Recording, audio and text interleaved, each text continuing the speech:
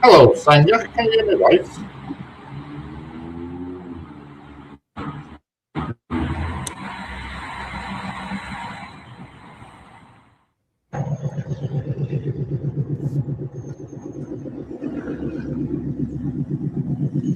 Oh, good.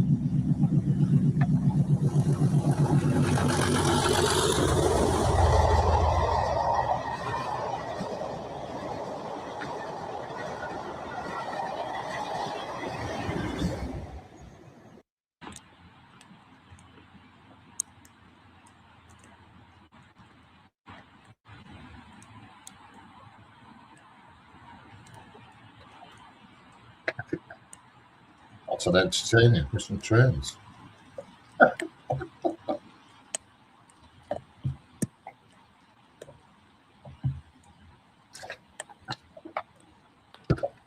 at that, snowing. Hello, Jeanette. Had a feeling you'd find me. I just got you, man. Just seen your message.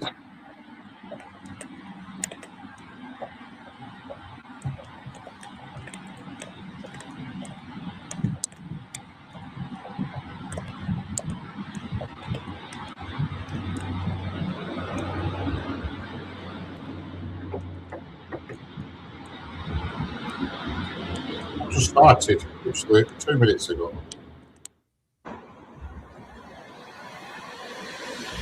Got a few trains. Yeah, we went to go and go.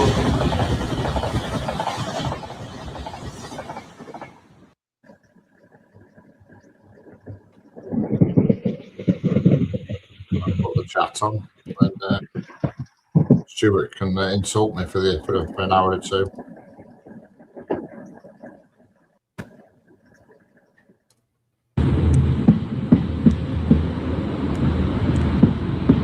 Snowing on that road.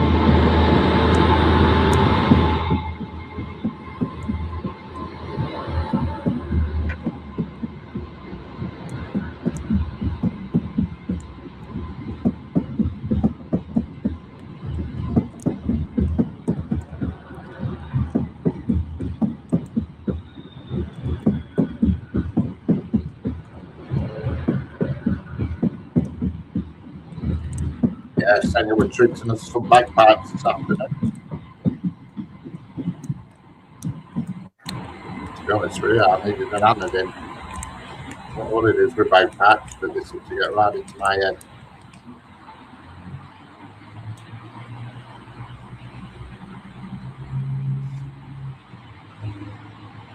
Hello, JIMG6476. How are we doing?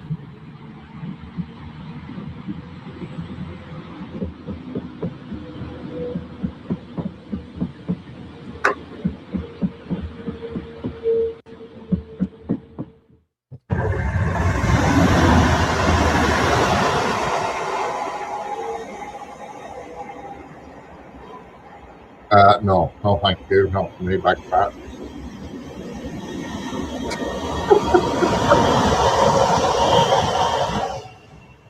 Excellent. Good to see you, Jim.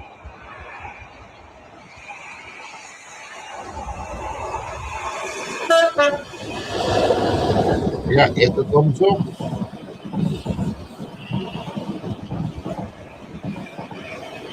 24 people watching. And some screen bashing.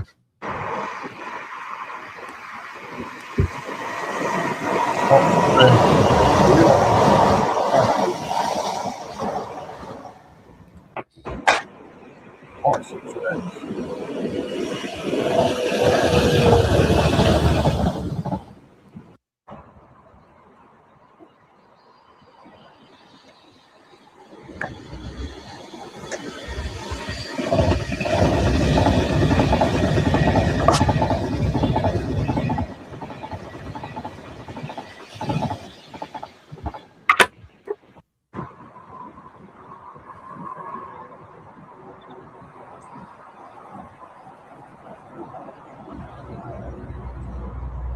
After I've done this live, Senga's going to get a piano out and we're going to do a duet on the piano live.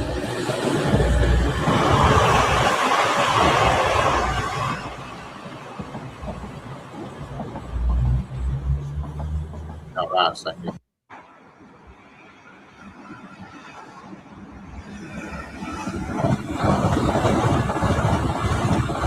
Got a good idea, that's good.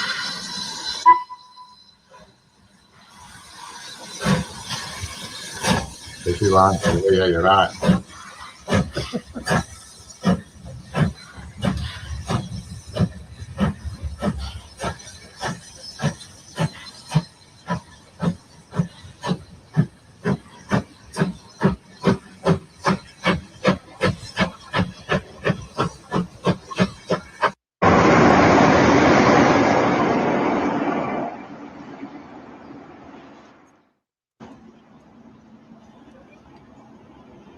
You want? You want to talk about it?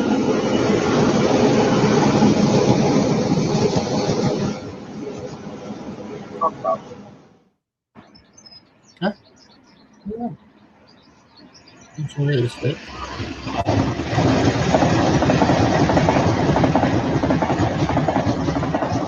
Correct, Jim. You've got you've come to the right place for some non-stop railway action.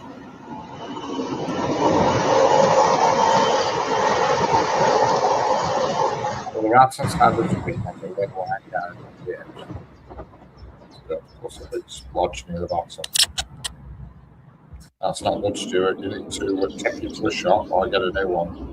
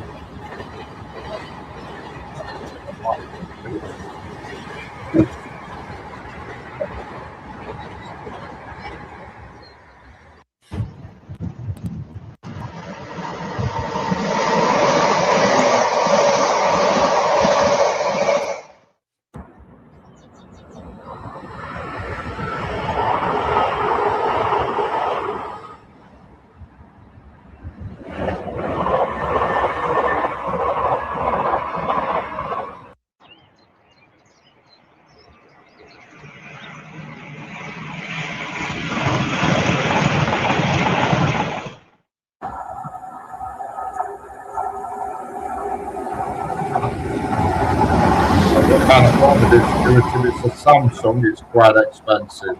If it's an iPhone, it's quite cheap because Samsung have all the electronics built to the back of the screen, so it's expensive, whereas an iPhone doesn't. The screen's separate, so it tends to be cheaper for an iPhone screen.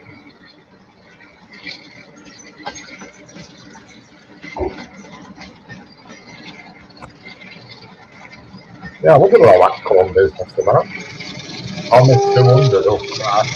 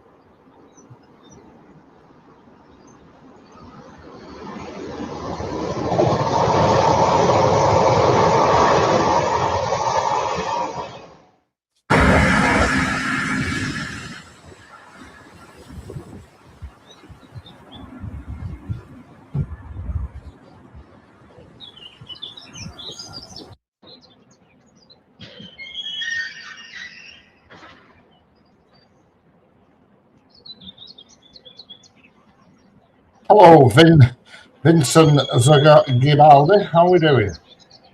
Sorry, I missed you there.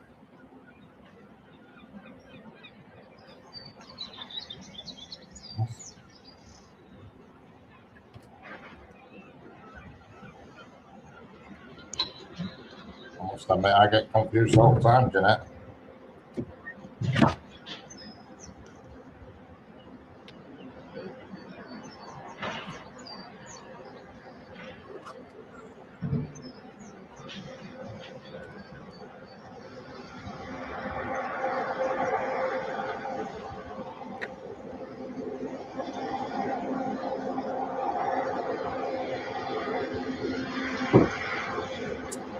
Hello, Tommy. How are we doing?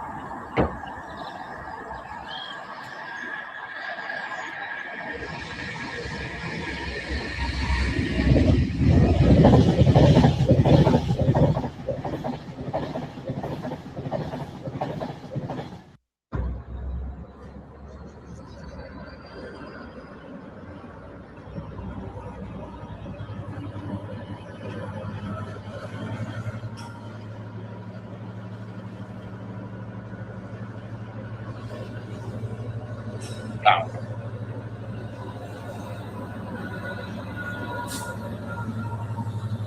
No.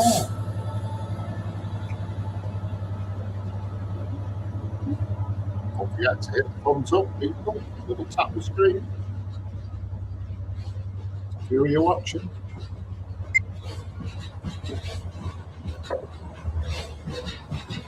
I don't mind, Tommy. If you were nice to me, honestly, I'd be a bit worried.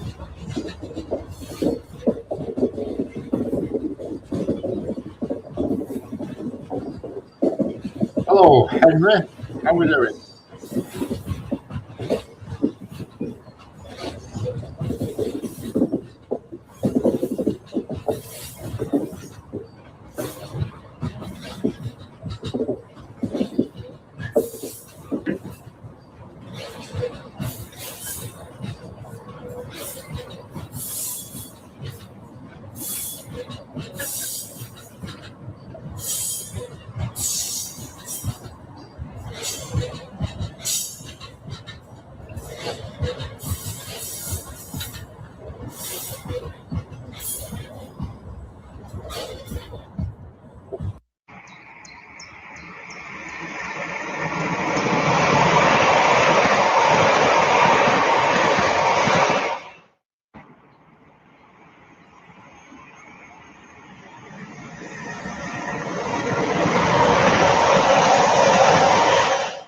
Yes, these were filmed off the bridge, Henry. I'm obviously not on the bridge now. These are all from a bridge, yeah. And here comes Blue Peter. Well, it's pre-recorded, yeah.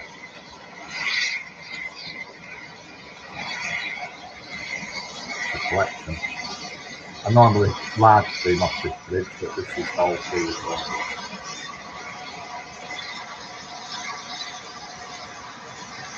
Rather than having loads of couriers before trains, we've got full-on action here.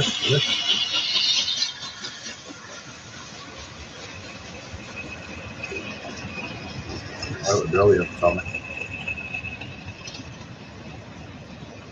Good quality. In fact, it was a good night all around that night. For a laugh.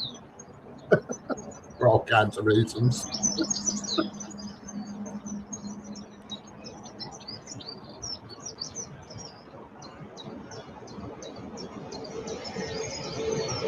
Hello, Sir Mark Stone Entertainment. How are you?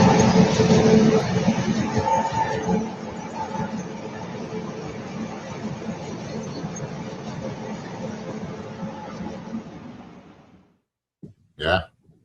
Yeah, well, you'll see later on that actually did have a lot of carriages on it. Left them behind. I'm fine, thanks. How are you, Mark? Sir Mark Stone.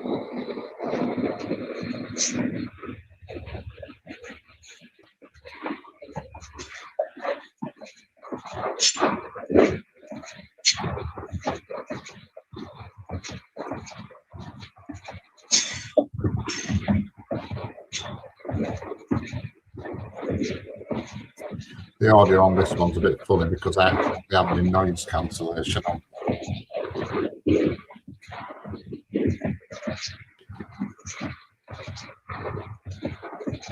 Excellent, thank you, Mark. That's good to hear.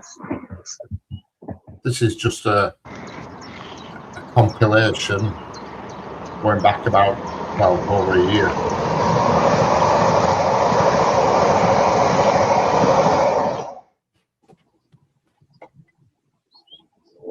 Here's Jeanette's favourite train coming out the corner now.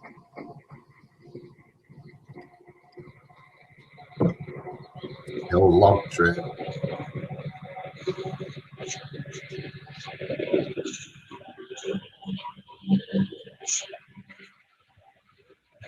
Don't forget, double tap the screens.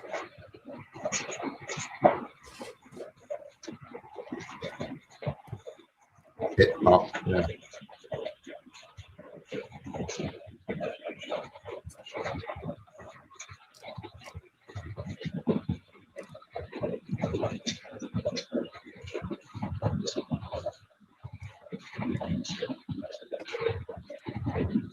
Yeah, the noise cancellation button outside of my microphone is easy to press by accident, hence why you can't hear them carriages. When I click the microphone on the fence, I've been accidentally tapping it and not knowing. Now I know about it, I make sure. So that's quite, must be quite an old video, that. Here's a race.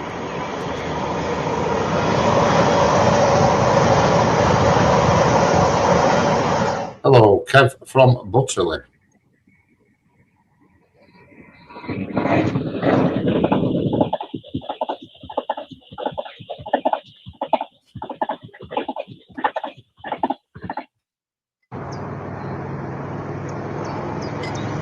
Yes, I think it was a tour of Possible Town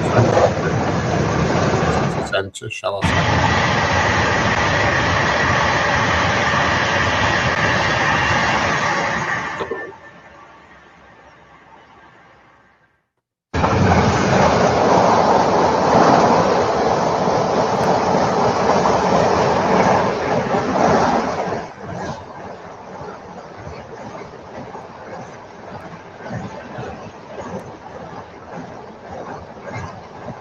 Yesterday, Tommy. This afternoon. There's a couple of class 90s.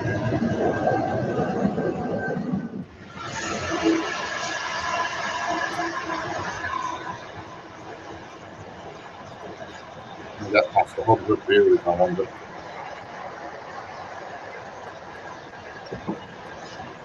No.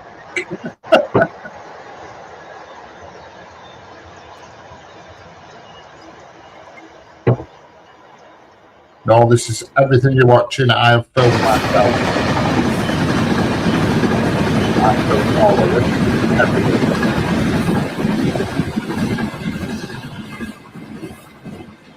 With my own bare hands over the past 12 months.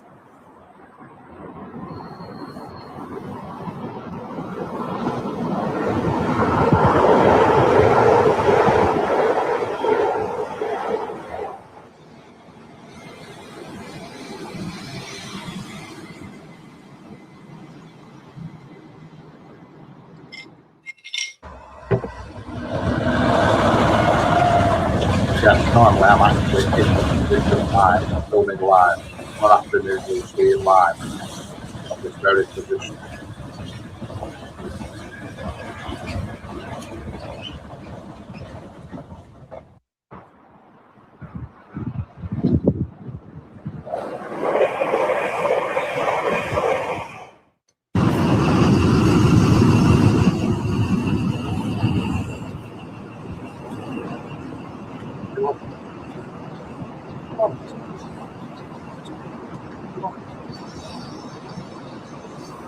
Stick.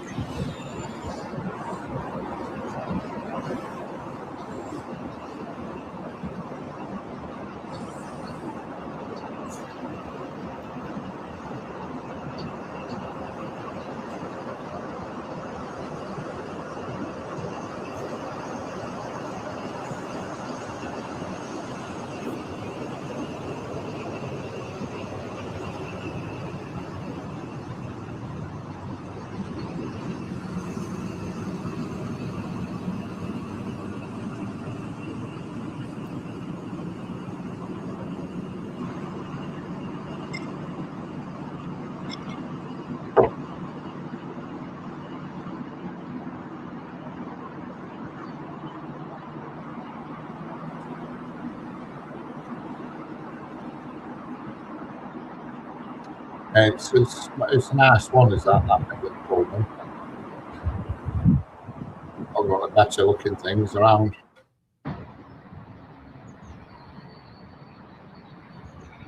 Here's the train going to Castle Samantha.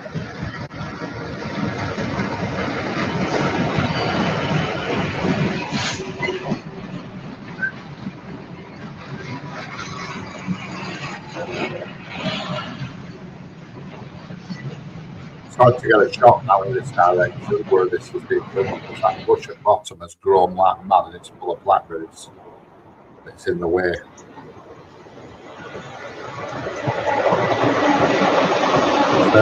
Leyland, near Preston, on the West Coast Main Line.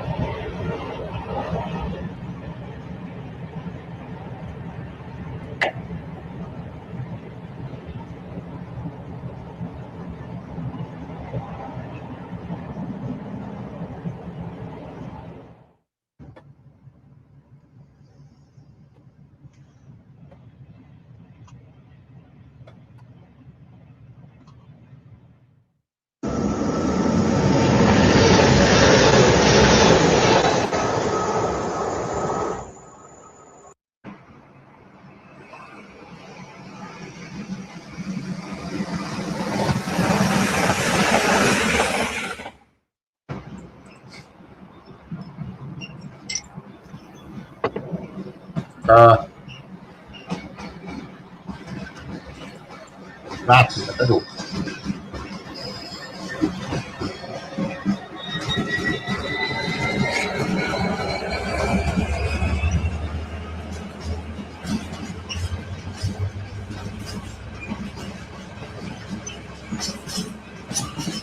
Oh, I think the area is called Farrington. Farrington, I think the actual name of the area.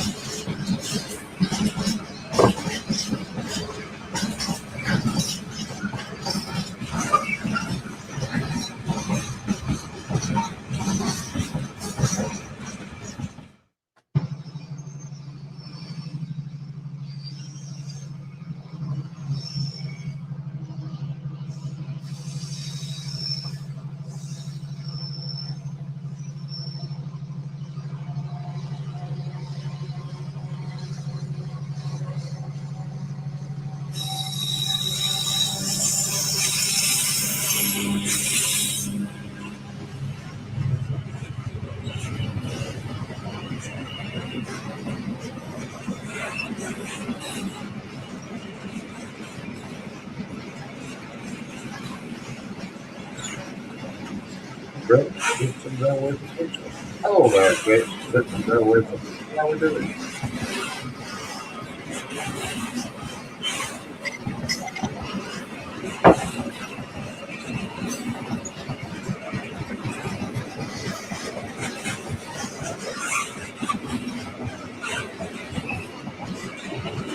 more love to that.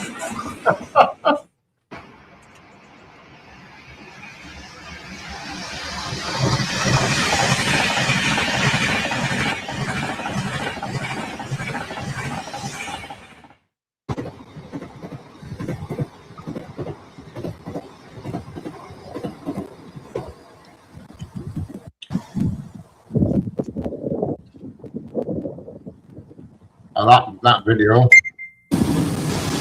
this video are down at the crew.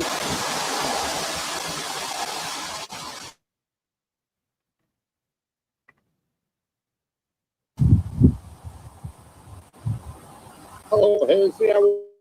Yeah, they're down at that's down at the crew, is that? Yeah. At How's it going? Baxford, is it called Baxford? Correct. Yeah. Hit that No, like I can't manage with you in there.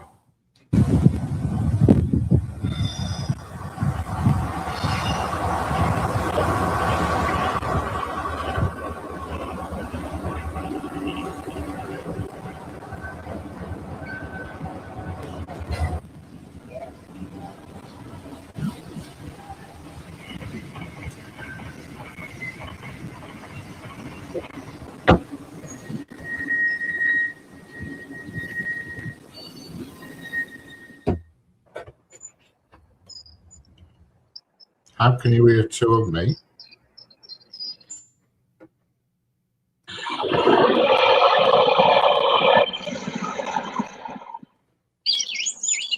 Only one of me you saying, I'm afraid.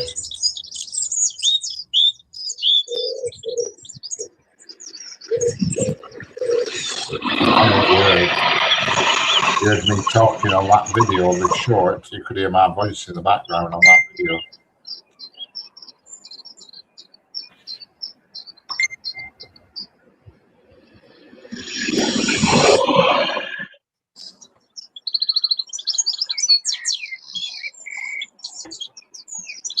That's right, Sanger. Yeah, you're in the chat on that when that trailer passing. Said he spoke in the chat.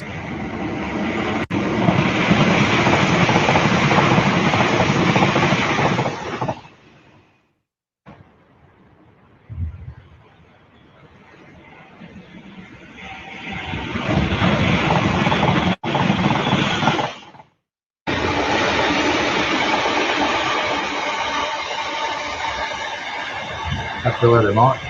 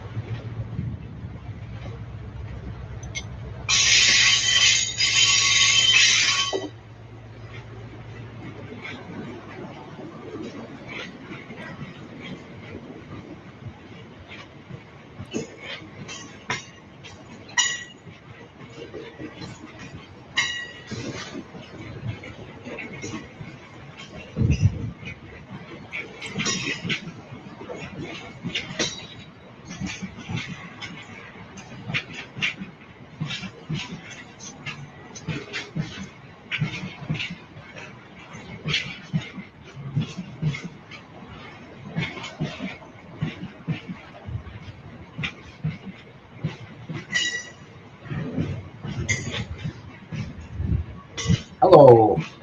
Gianu, how are we doing? Gianu, how's it going?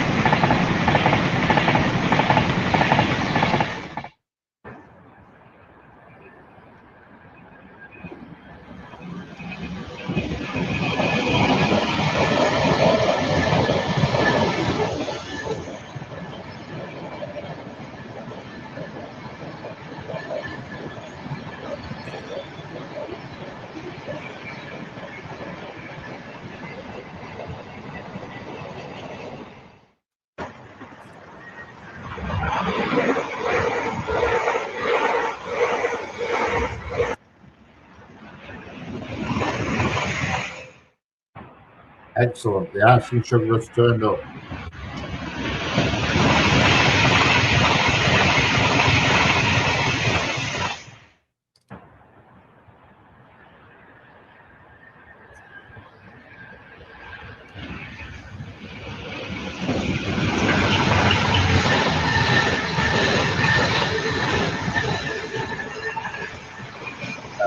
United Kingdom, UK.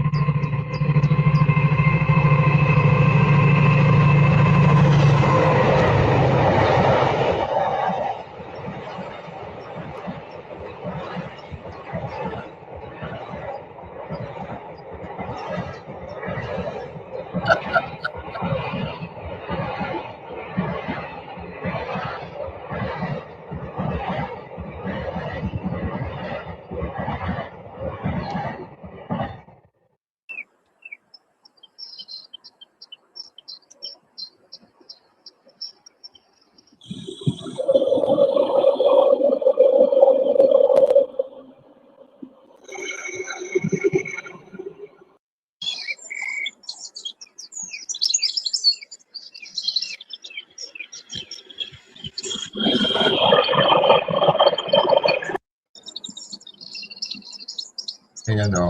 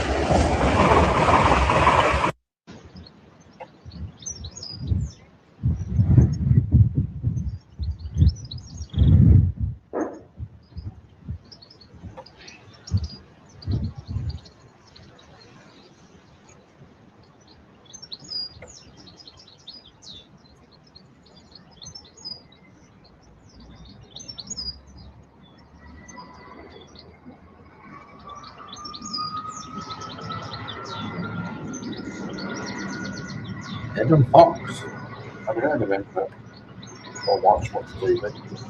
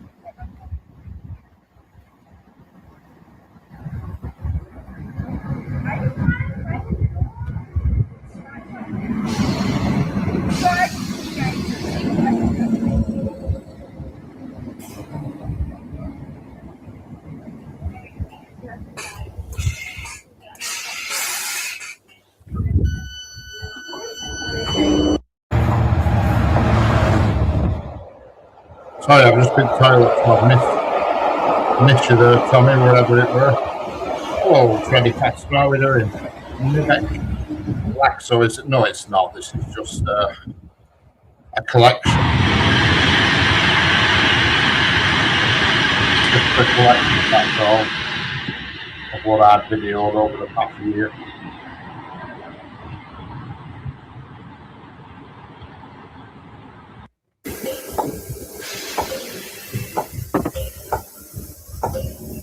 That's RB Rail Scottish Division there. My second cameraman filmed this one. Or was it a camera one?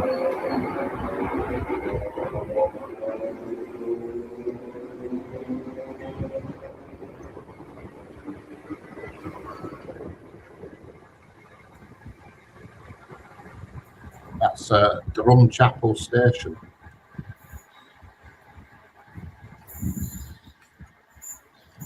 Hello, Josh Cannon. Here comes a Class 37, and I think it's pulling a Black 5 or something. It's pulling a steamer anyway. I might be wrong. It might not be a Black 5.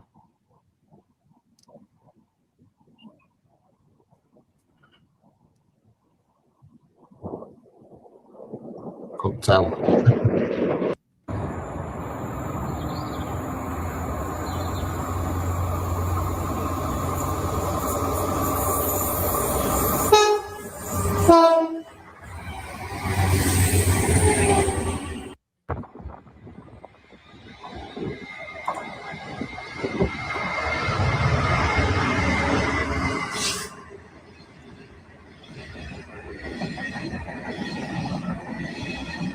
Hello, never Galacto. How we doing?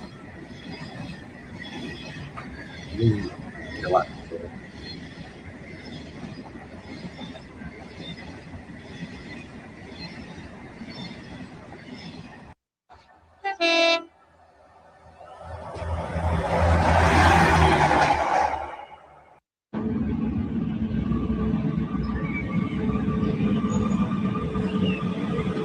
Yes.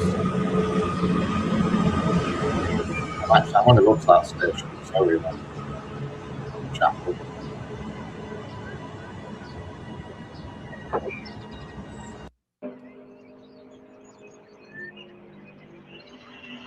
A single line.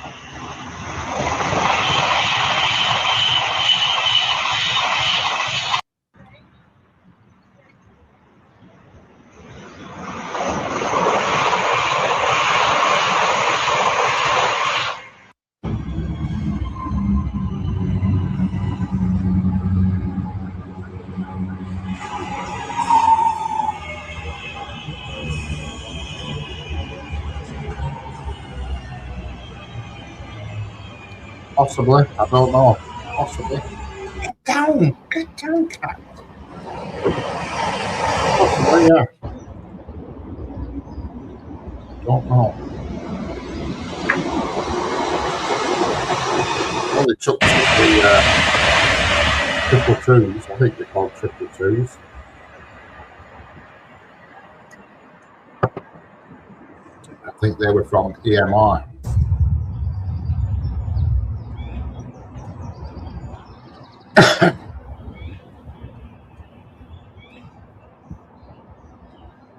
Hello, Pennsylvania Rail fan, how are we doing?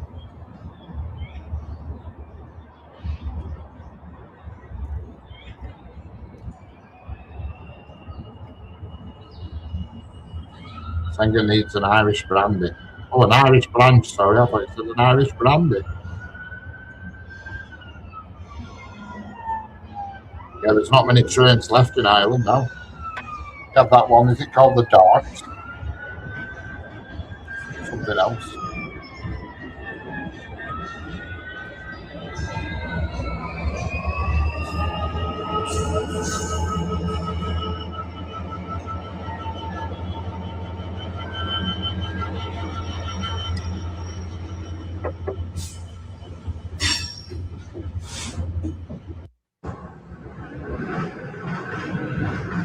That's the crossing where that person got killed, that crossing you just saw there.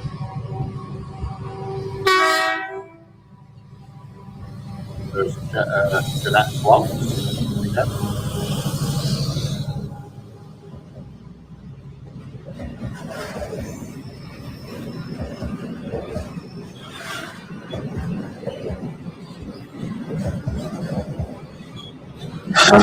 Yeah, I've watched 3 videos on it, Tommy. That last went over a few weeks back, deal under the library.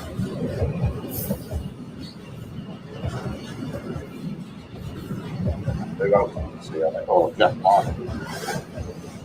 He gets everywhere, but smokes it up to hills.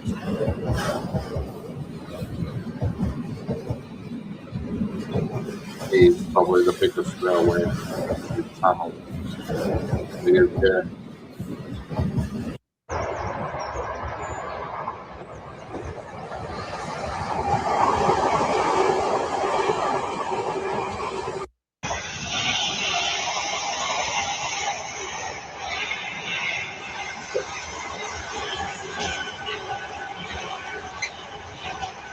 Next favourite train, a log train.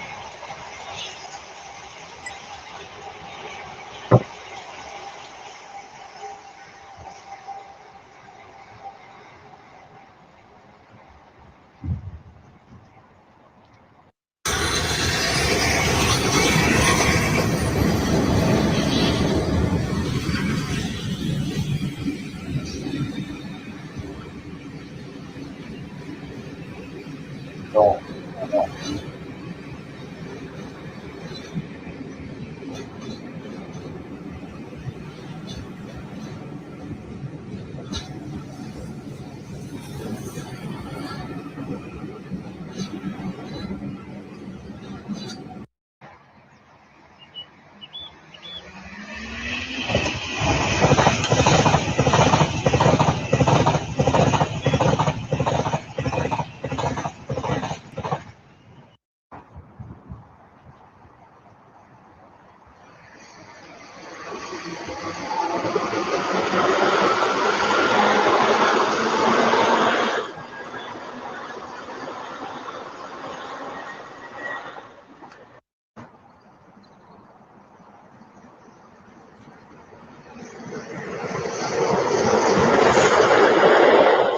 that's just gone past then. That was a Black Friday. We called the Lancashire Fusilier, and we were going to Malay or Malay, however you pronounced it. We went back to Fort William Lake.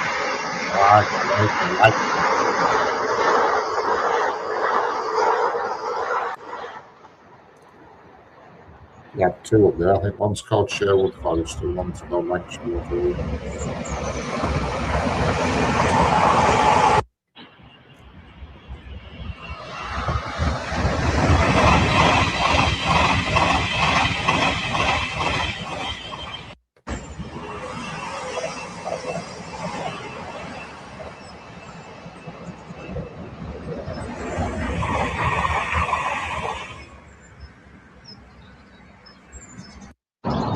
Correct, Tommy.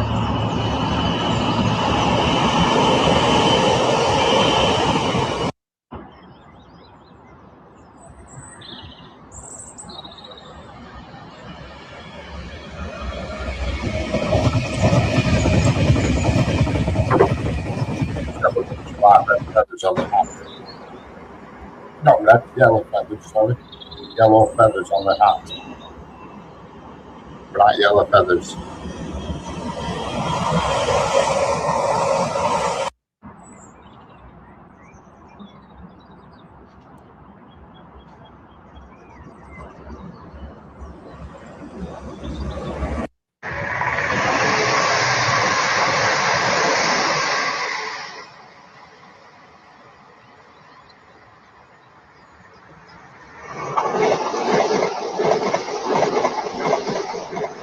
Judah Gianu says hi.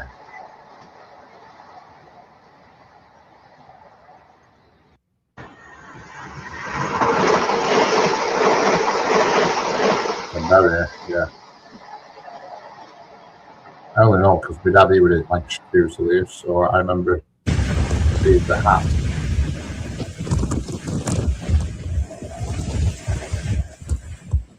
the berry.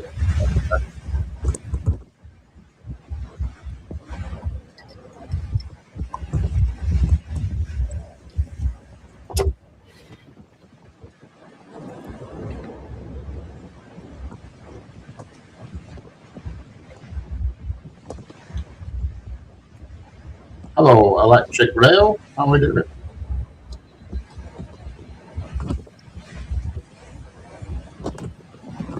I'm going for too much. We had over 90 at one point. I don't know. Tommy, I think you were there for is it from 90.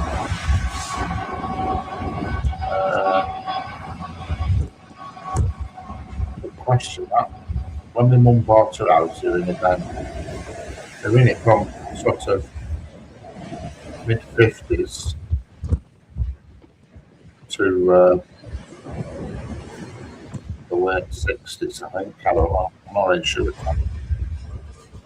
Hello, from Romania. Excellent.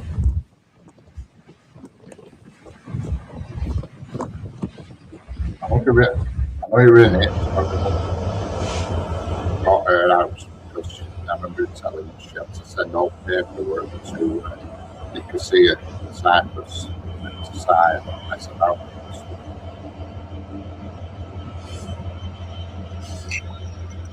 And he got pulled out of the army early because they wanted him to work in English Electric because he was a toolmaker, you see, and they needed him at English Electric, so they took him out of the army earlier and bundled him off to work at English Electric on components for the Lightning bomber.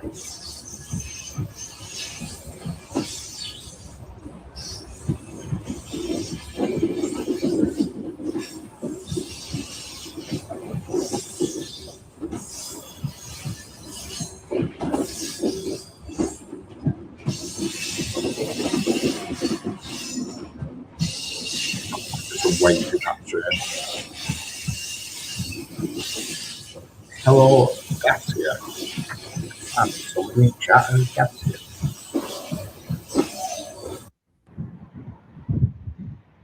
Hold that chat.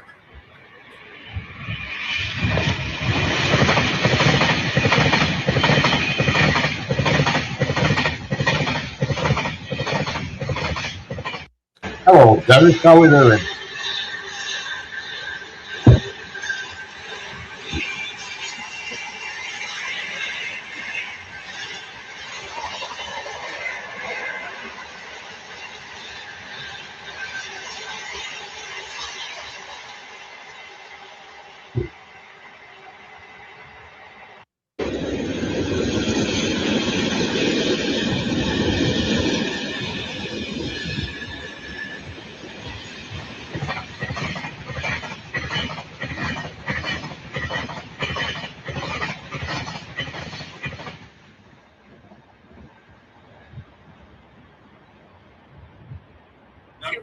It was an immigrant from Estonia.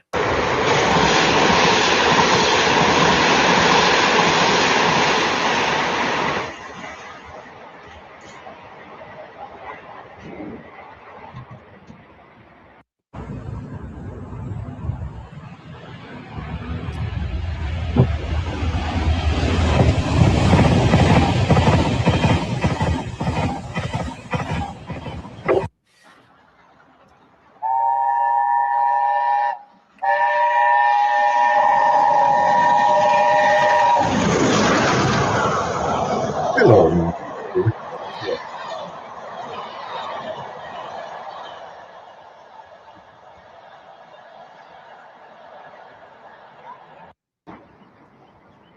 You were watching the clips on Wednesday. What was that?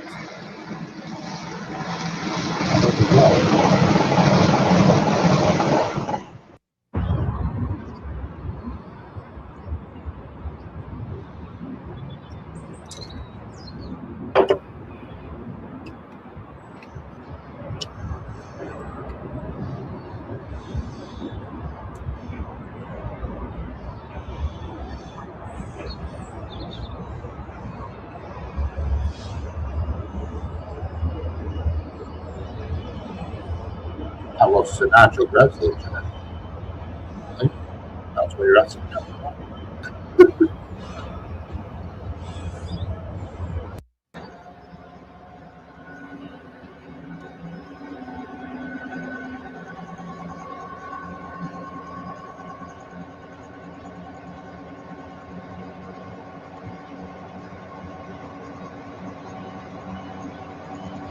I don't know, Tom, to be honest with you. No idea.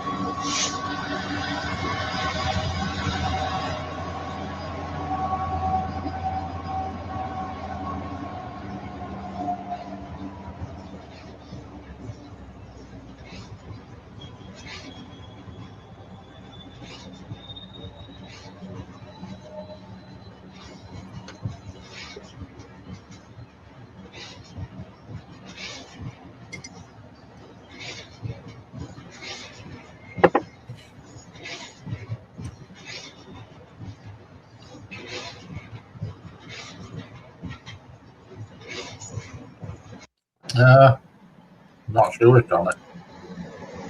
I ain't sure.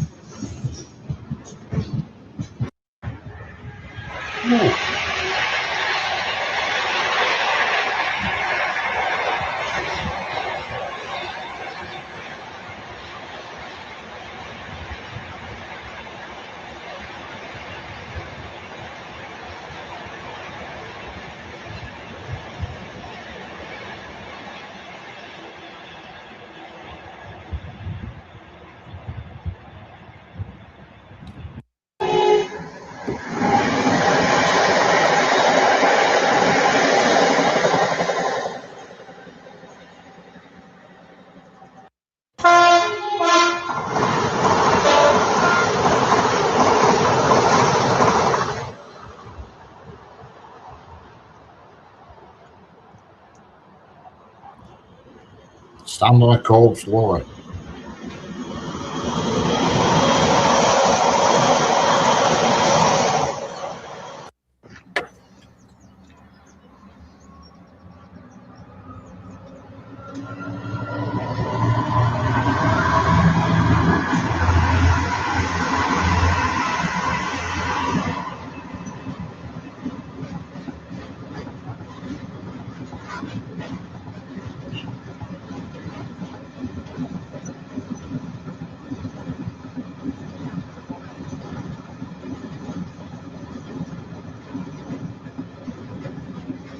We've been up since early today.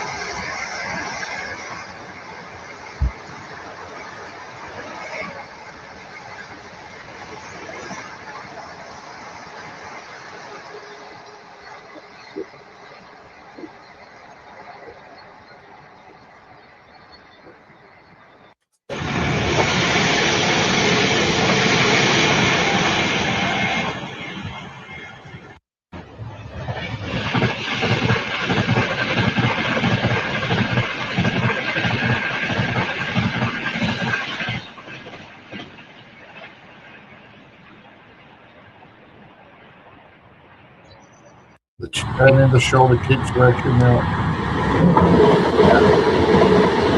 I wake up every time, every morning, religiously at the same time around. Always seems to be around 7:30ish. Always busting through about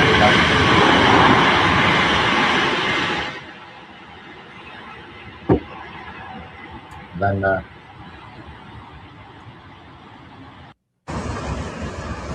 and sometimes I go back to bed.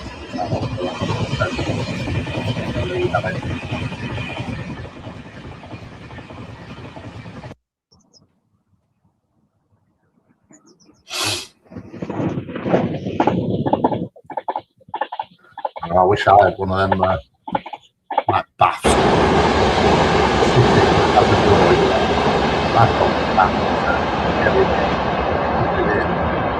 a bit of an ass getting out.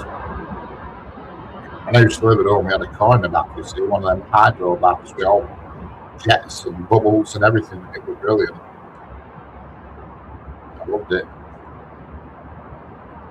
Great. Get 2 people in it.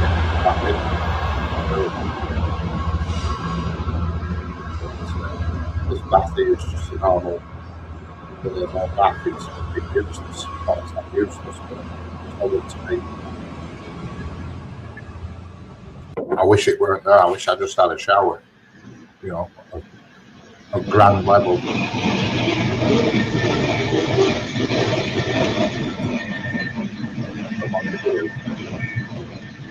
What can you do?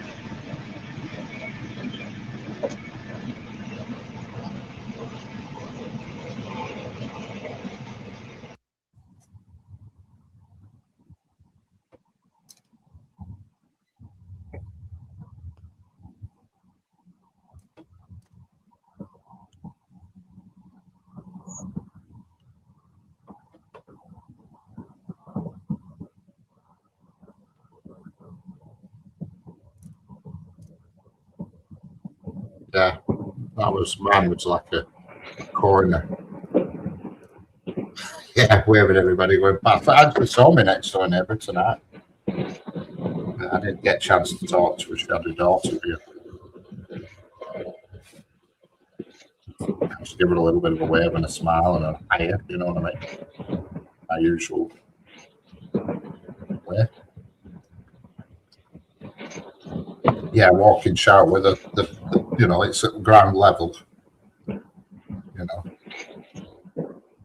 You'll have to cock your leg or back.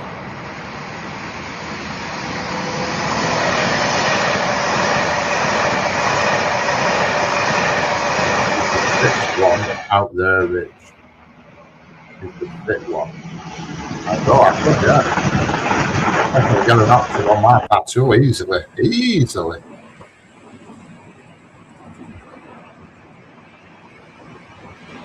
I don't think I could sit there because every time I double electric bus went past it, I'll be looking to see me in October. You know what I mean?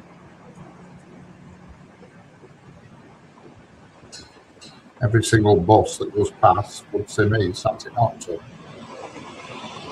Not really a good thing, is it?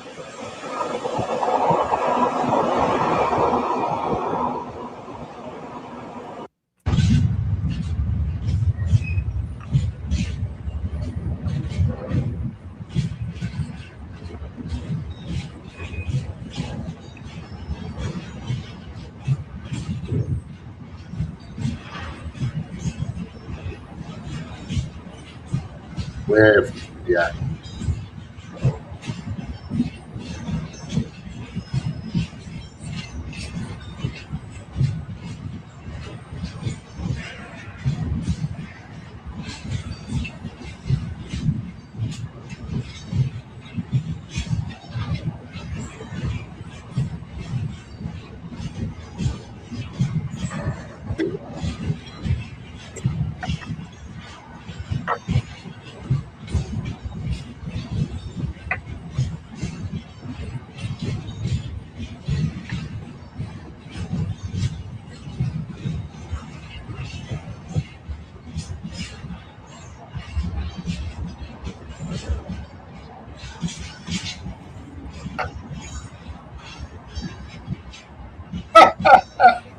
Tommy? Yeah.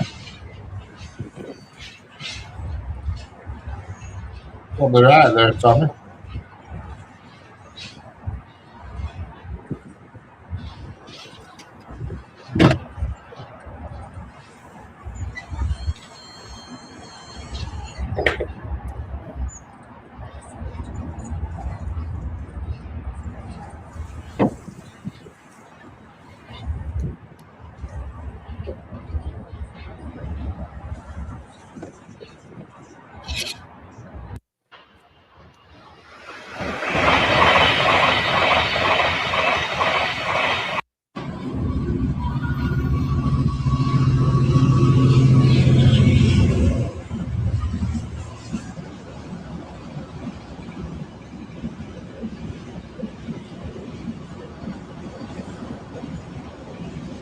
That burger looked really nice that you had today, I've got to say. Looked jolly splendid, did that burger. And here comes the old Class 60. No longer to be seen on the UK railways. Retired, scrapped, and sold off.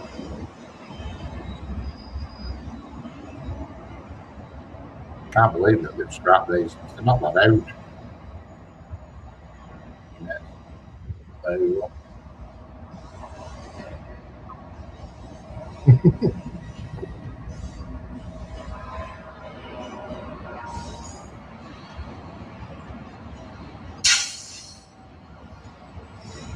From Molly Malone's Irish pub. Yeah, it looked very nice, singer. A burger with chips in a little tin. Very nice.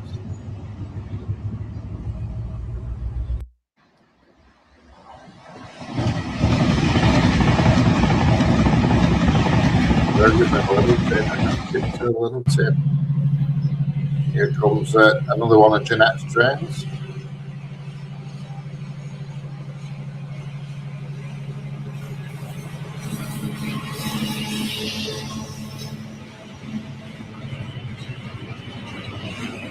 Had 2 burgers and bacon on it. Ooh, how much did that cost? One burger and chips, thank you.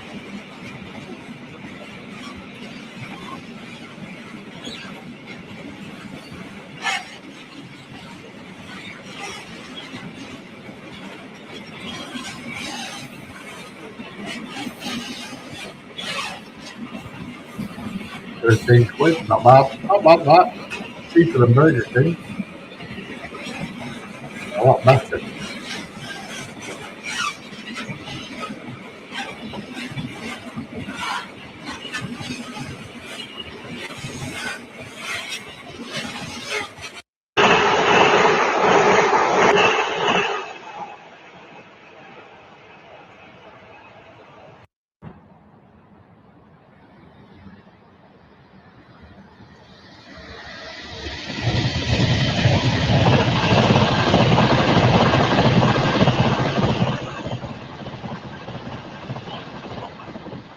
£17. See, I can't bring this to Senga. Next time you go there, I'm going to come up. You sat there all on your own in that pub that you shouldn't be doing that. Who's about dodgy pub.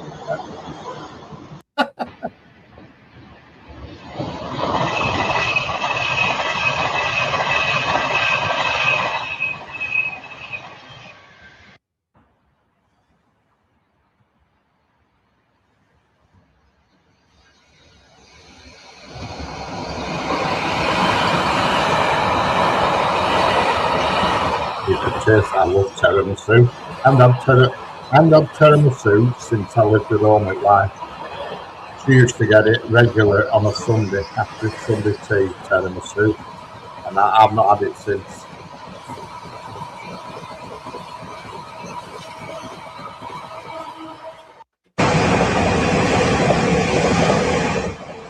Yeah, £4 for a whiskey, Tommy. I mean, that's not bad, that, but when you think how many tops they get out of that bottle, they're making a good do out of it, aren't they, when you think about it?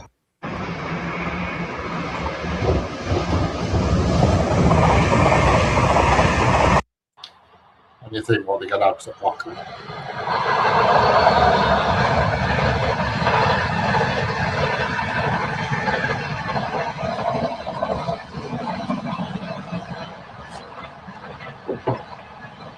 Spoiled childhood. Who's that? Singer? Yeah, probably. She's very posh.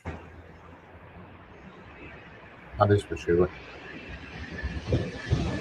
I call it remember quite called the dance off the Saturday morning show in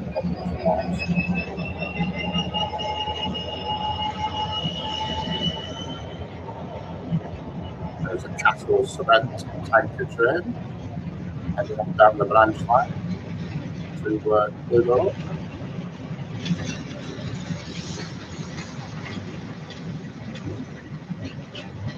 Don't know what it's got on board. It's not something. Them tanks.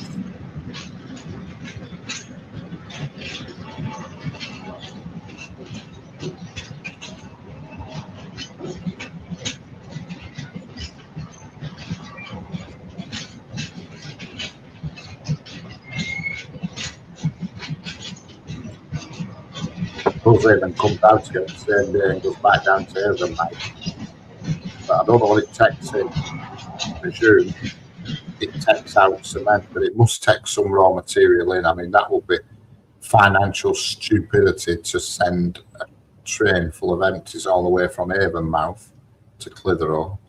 It must take a raw material back. Kids getting tiramisu for dessert. Yeah, well, we used to have it every Sunday. Not every Sunday, but we always had a dessert on Sundays. That was the only day we had a dessert.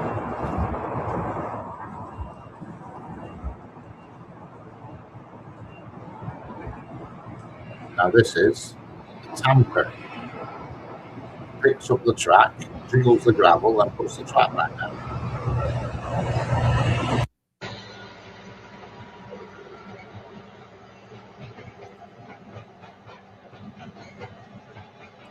In case you're wondering now, this image is at Crewe, facing south.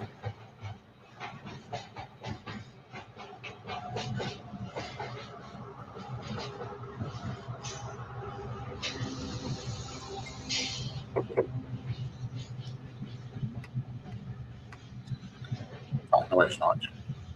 It's facing north, sorry. Lemon tiramisu. Always the tiramisus I've always had have been the dark, such a chocolatey coffee ones, you know, the brown ones I've had. We used to have them regular on a Sunday. No, never any other day because she did bad desserts on another day. That was the only day she ever got a dessert was Sunday. And in the end,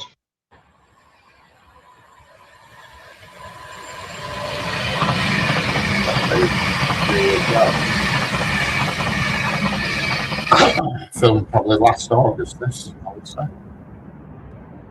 Yeah, it's definitely groups. That's another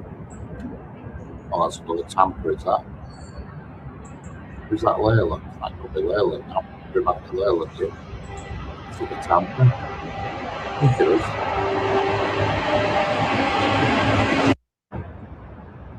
Going to send me a bottle. Oh, thanks.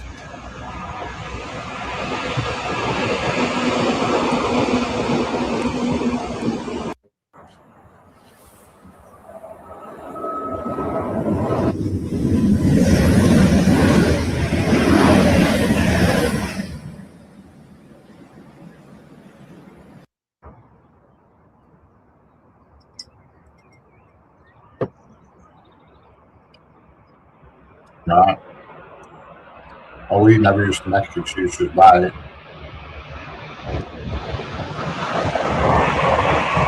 Used to have tiramisu, cheesecake, tribal, we rotated between.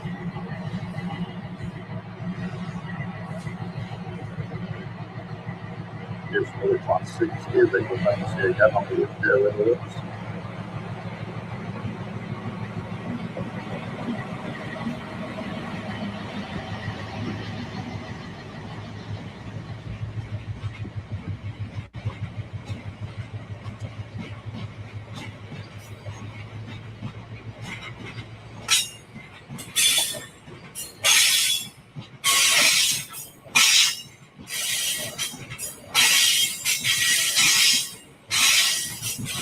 It's amazing that they've got rid of them trains, you know, scrapped them and sold them off. And when you look at the weight they can pull,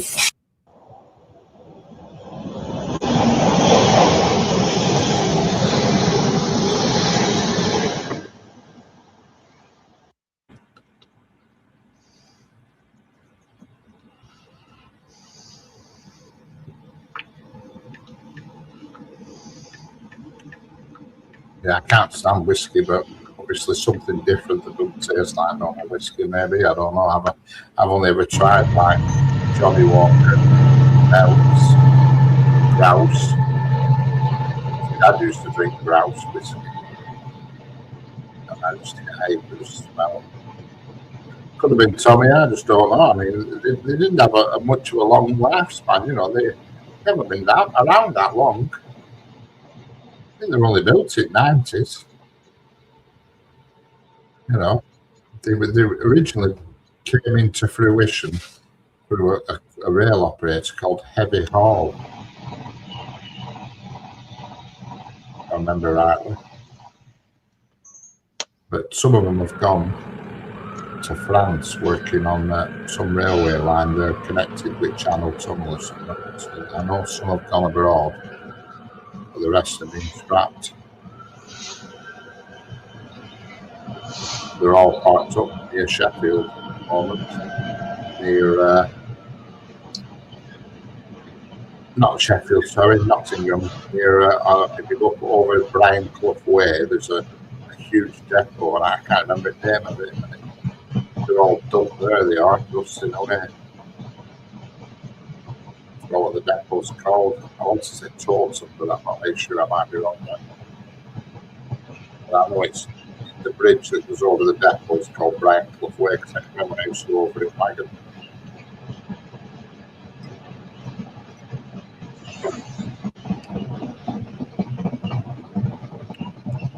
It's like eating a sweet. This is why I like Baileys, saying for these different flavours of Baileys. It's lush. Probably the Baileys is stuffed with calories. You know, you literally, it's just like drinking dry food as far as calories. Hello? Hello, Adrian Khan, how are we doing? Yeah, you're right, Tom. Amazing, mate. Well, there's the nuclear flask going through Leyland Station. And here's a class 156 at Daisyfield Junction.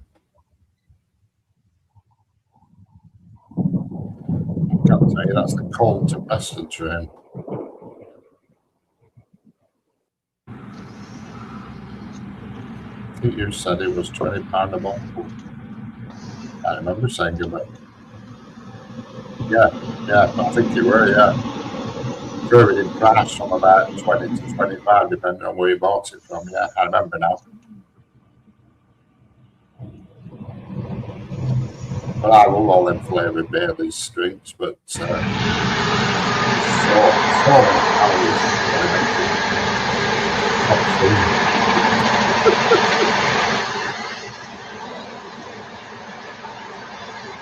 Really love.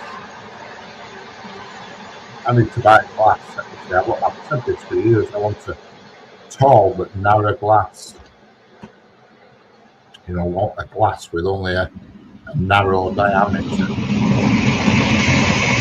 not like a tumbler size, more narrower. And you can fill it with ice and cascade the drink over it. It tastes a lot nicer. You get an extra taste. Trying to spot the glass is not easy. You've got to like buy a box of 6 and God knows what like that. It's kind of weird shots. I will think so, Tommy. I can tell you a bit about that train. It goes to. So where it goes to. Somebody were in my chat the other day and told me where it goes to. I know where it comes from. It comes from Sellafield, and it's always double engined in case one fails. Always on a double engine.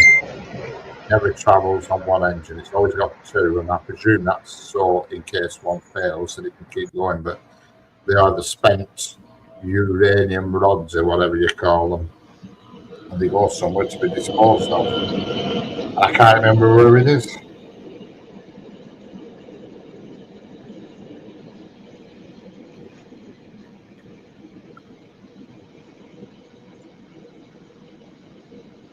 That nuclear train is on the timetable every day, but it doesn't run every day. But they've got the slot every day for it. There's lots of trains like that have the slot that don't run. Probably runs about 3 times a week.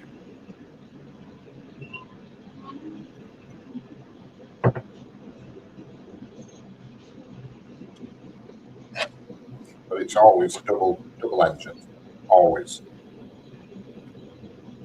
Usually, Yeah, so it were fortunate, you see. She just pulled up at Hilton Park Service. I could hear my voice on that video then.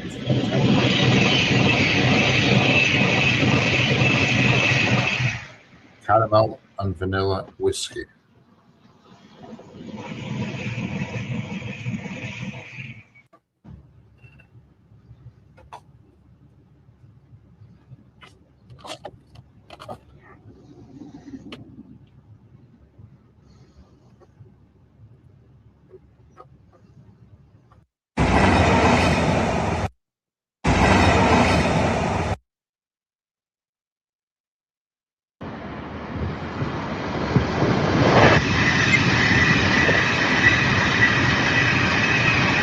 No, they seem to go somewhere, Tommy.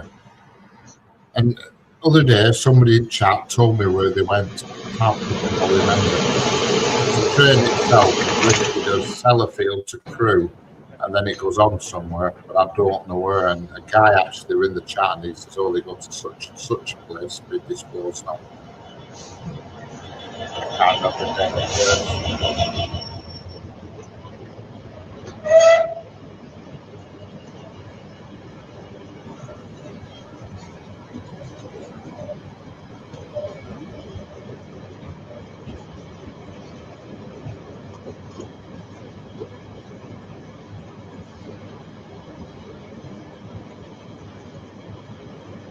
Are they sent to Nottingham?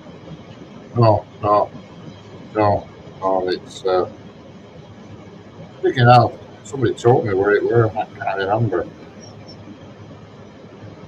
I can't remember where it is. I just can't remember.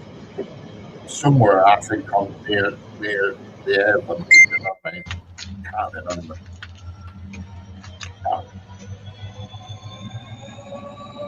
Told me.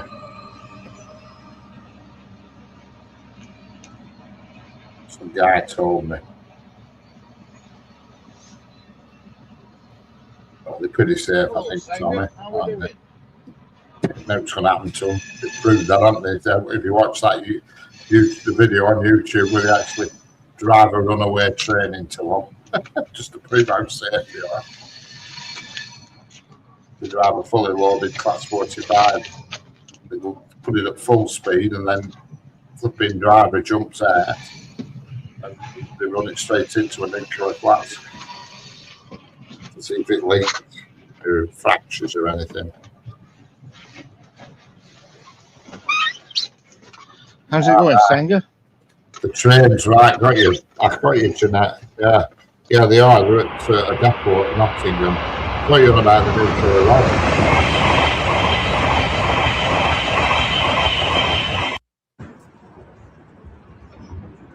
Yeah, they go to Nottingham to that depot. I've seen it in Class 60s. I haven't seen the Class 60s, but I've seen other things in it. And they're in that depot, and it's flying for the road, and it's literally the chocolate depot.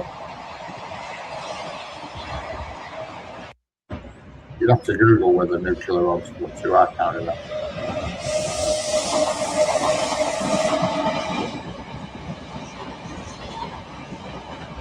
Somebody Google it, type in chat. Where do Sellafields nuclear? Is it Sellafield? Sellafields nuclear rods go to be disposed of. I'm sure it's somewhere. Something down there. The south side of the airport, something like that. Somebody told me the other day, and it's just gone out of my head.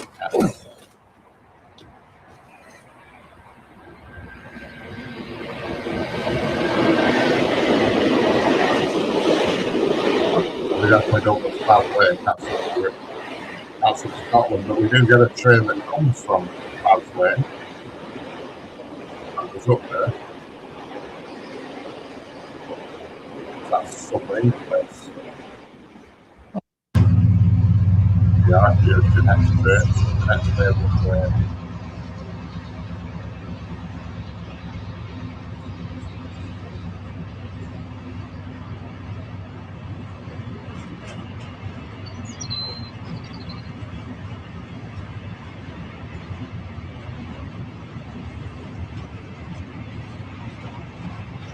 There is a train that comes from Scotland with all the armed missiles and stuff for the submarines. It's on the timetable for every day, but it only runs a few times a month. I'll tell you the name of the place in a minute.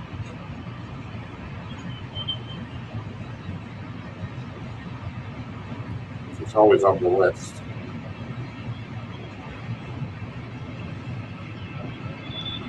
Settle MOD and to Glen Douglas MOD. You will. We can.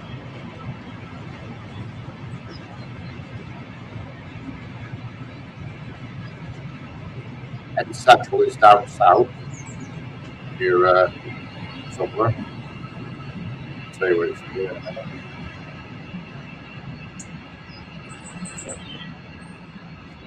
Nearest place I can think of it.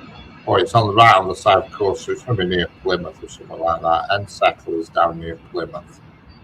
And Glen Douglas is obviously up Scotland. The first place I think I can recognise that Glen Douglas is Helensburgh. Dumbarton.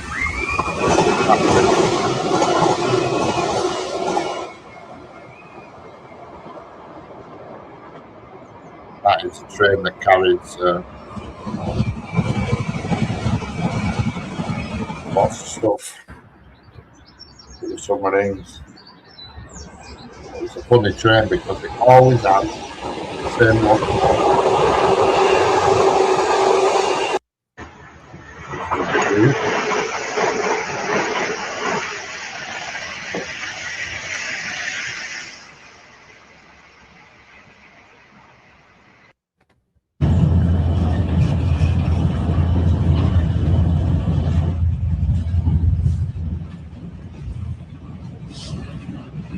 Same locomotive that you saw that day second that nearly sucked you off the platform.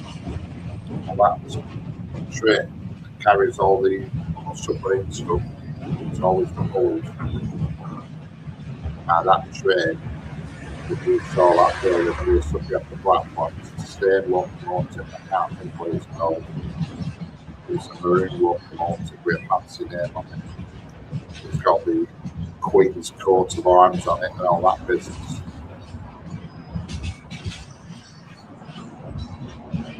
Every time I've seen that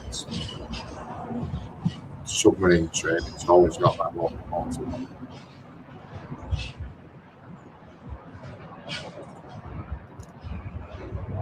it. Who said my name? When? Singer? I never said, I don't know. Having a spooky moment. You've been having some edibles.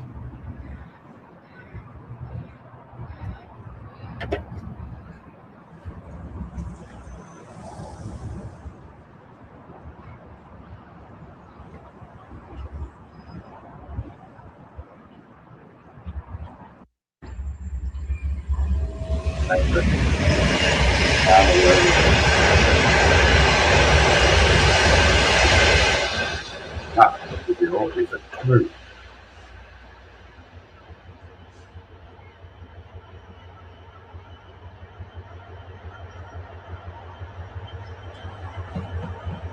I never heard of it. Pull up the hoods and 2 minutes later, I heard a second. Right.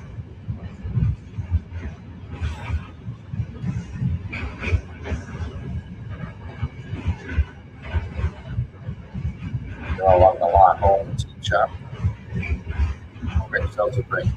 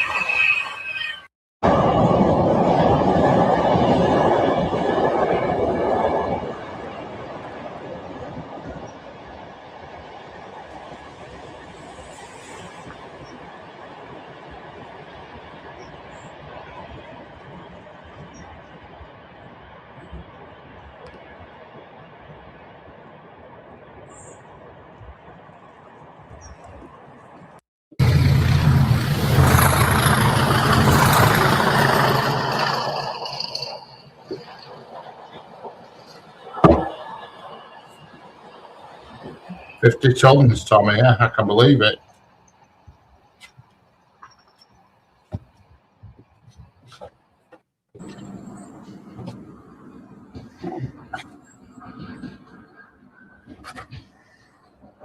Now this here that's coming down the track is actually training drivers. Some driver training with that leading driver over.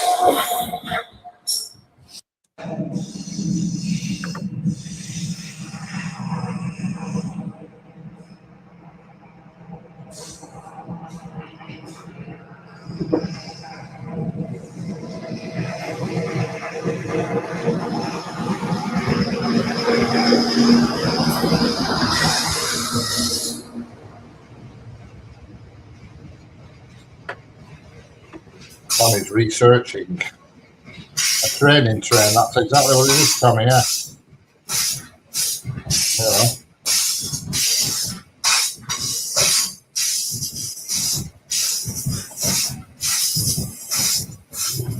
Singer. Yeah, so that's training train, is that, Tommy?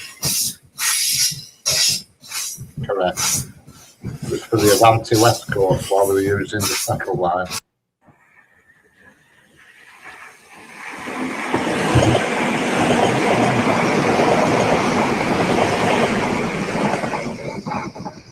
While the Preston station and the line above it were closed for the Christmas.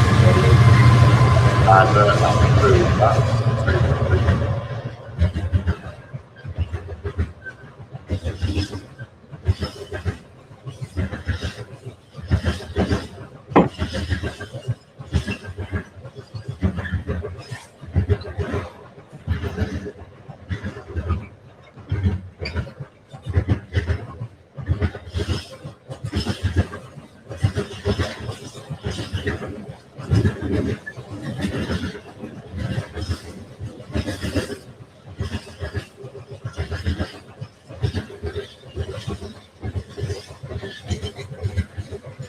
No, not again, Singer. Definitely not.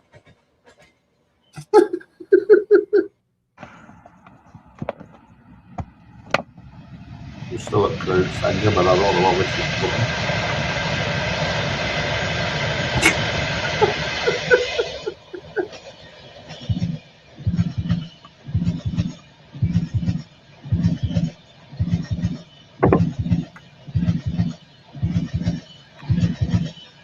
You're all losing the plot.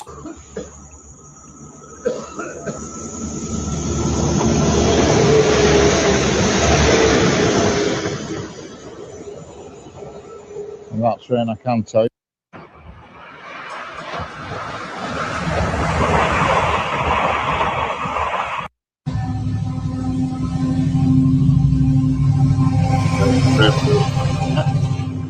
More logs. A different perspective. Oh, she likes a mix of logs for Singer. Singer, she meant.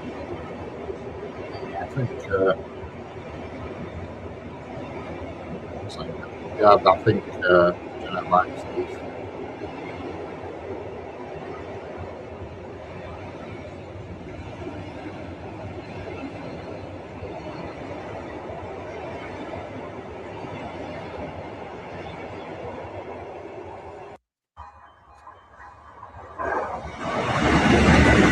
That's the crossing where that woman was killed. Yeah, you're probably right there, Tommy. You have radiation poisoning.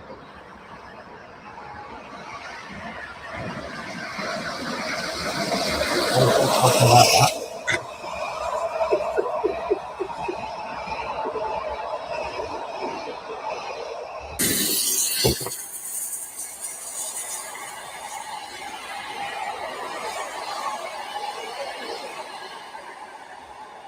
Probably, it was probably me. I must have said your name at some point, you know what I mean? I mean, since then, when you said I heard it again, that was me. I would just take it. I've been throwing a few singers in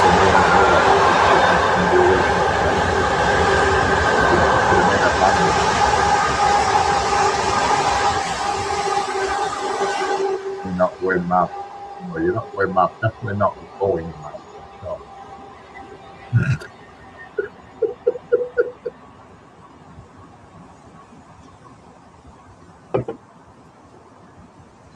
Tommy, sort of that.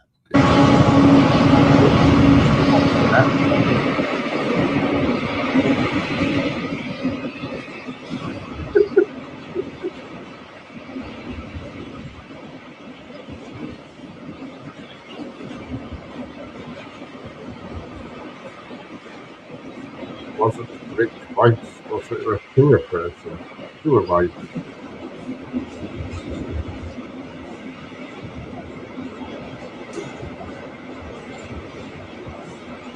What you have to do is rewind the live back and have a listen to where you heard it.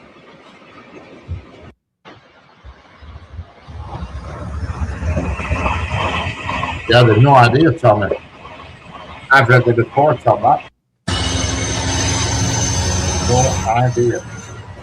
Well, they knew what happened, but there's no idea as to why it happened. It's a mystery. It's Billy Williams from Ireland, one of the players that put him back in.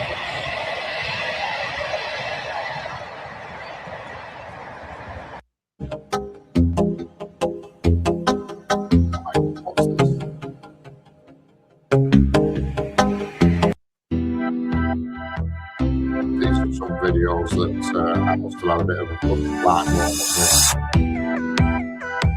trying to make them more trendy.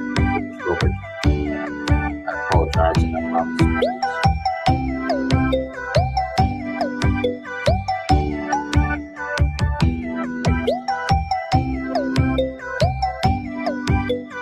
Hopefully there's not too many of them. That's an old track on the back of that stem, by the way. New track off the transported like that.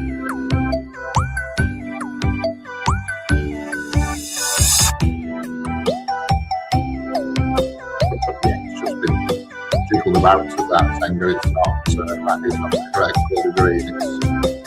It's something I did on the phone, just messing.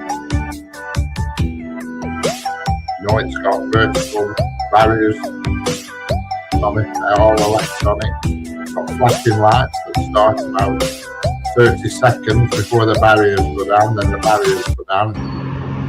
One barrier on each side, blocking the way. But it just didn't trigger at all, and that train went through. It was the 8th. I can't remember, it's like the 8th. Around about 25 to 9 anyway, it was a York to Blackpool train which goes through pretty fast. Goes through about 75 miles an hour. And obviously, unfortunately, it goes right through at the train didn't activate anything. The train driver shot through. He wouldn't have known the barriers hadn't gone down until he got right there. And unfortunately, the car was it. The child in the back of the drive. He or she, I'm not make sure it's some pretty bad injuries, you know. Terrible accident.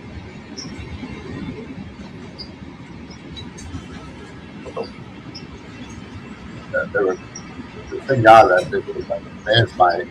Never known anything like it. You know, there's always a reason, so you can always find the fault for a reason. You search and search and test and search, you cannot find what went wrong.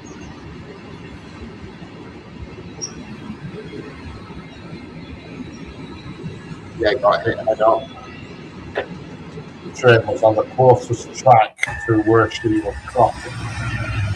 First track, double track there, Tommy. And it's on a bend as well.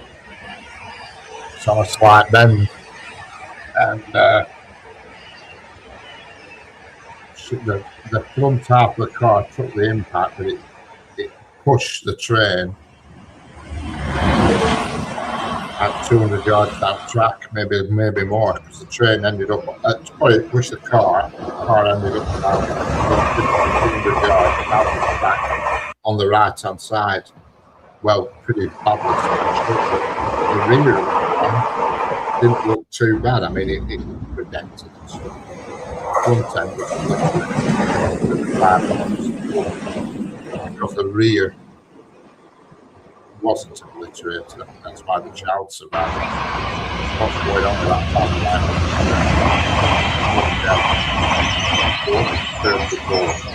Might have been younger, I can't remember. Only young. Bloody horrendous. You know, to think that it was just some sort of mechanical error, or electronic error. You just don't know. I mean, I think there'll be another report, a final report. I've only read the rough reports on it. So, yeah, definitely immediately on.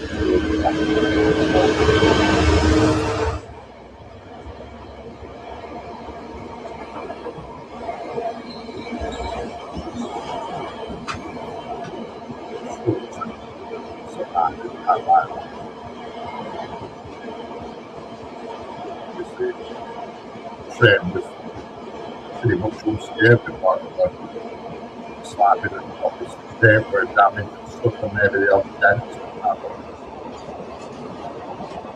Sadly, the car wasn't.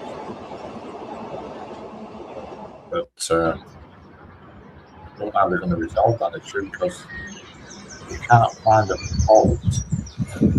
Bloody hard. Things that you can't find a fault with are the hardest to sort out. You know what I mean? When you've got something, you know, it's like a, you know, when it's like a fault on a car, and you can't find anything. You know what I mean? It's a nightmare.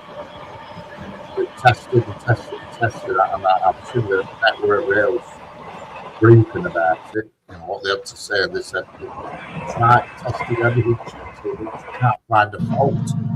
Why did that flipping train? Mr. News would say train line and going on. Why did that train not trigger crossing? You can't find a reason why.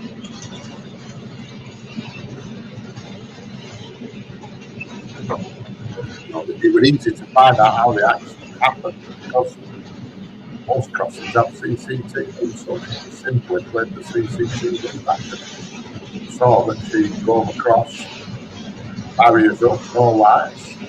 Sadly, a train came. You know, terrible. And I go that crossing quite a bit, so every time I put that on, I'm going to slow down and have a bit of a peek. Look at that. Put the window down and have a listen. Can't hear them coming.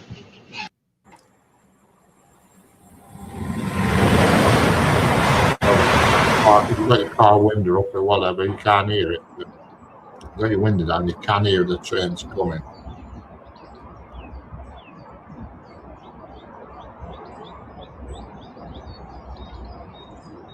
No, Tommy, this is it. I mean, they're gonna be really delving into it. But their initial findings are that they just can't find a fault.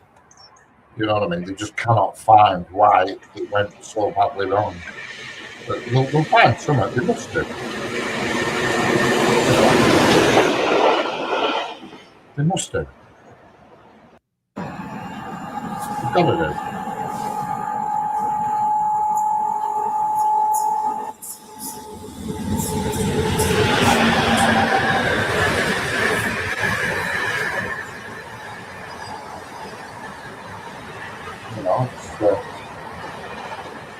It's a terrible story, you know.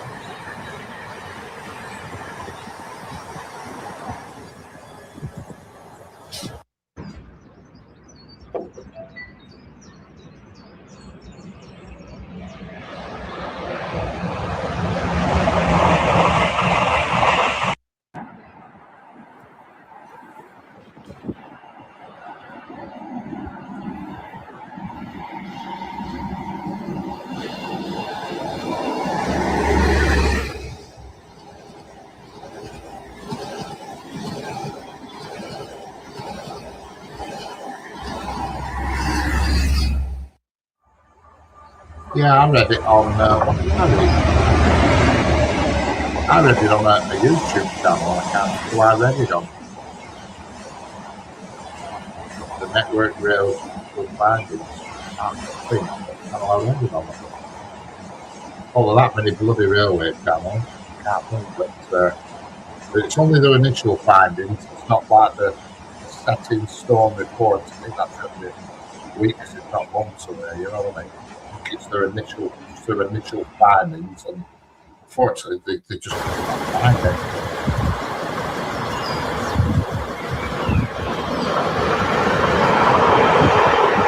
They always do like every time there's a rail accident, they always release quite quickly back the one that ran the back of the other.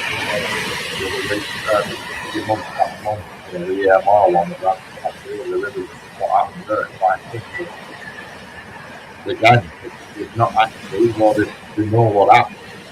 You haven't found a reason for it, other than the driver didn't acknowledge the signals, you know. So I don't know, it's weird.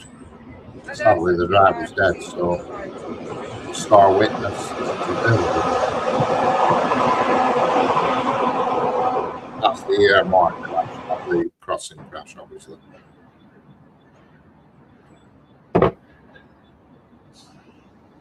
This is another class 66 on driver training. Just before Christmas, that. It's in an old EWS livery, class 66, with a number of less certificates out. And you're on driver training. Okay, Tim, I'll catch you later.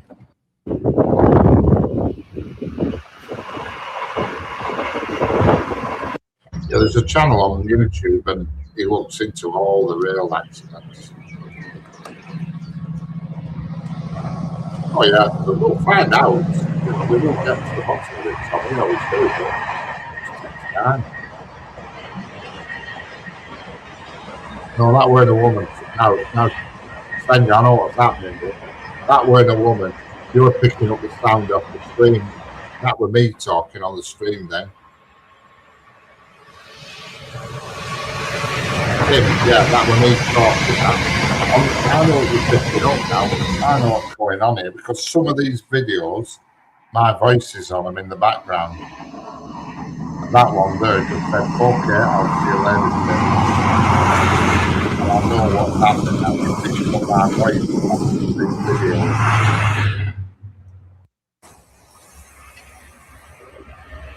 Then if you rewind it back, you'll find your hill with the knee talking. No, I think paranoia is taking over here.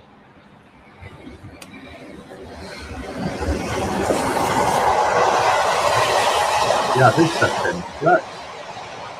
I said I'll see you later, Tim.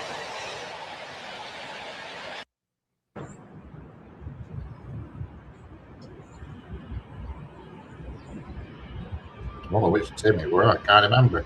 Some of these videos are like 10 months old.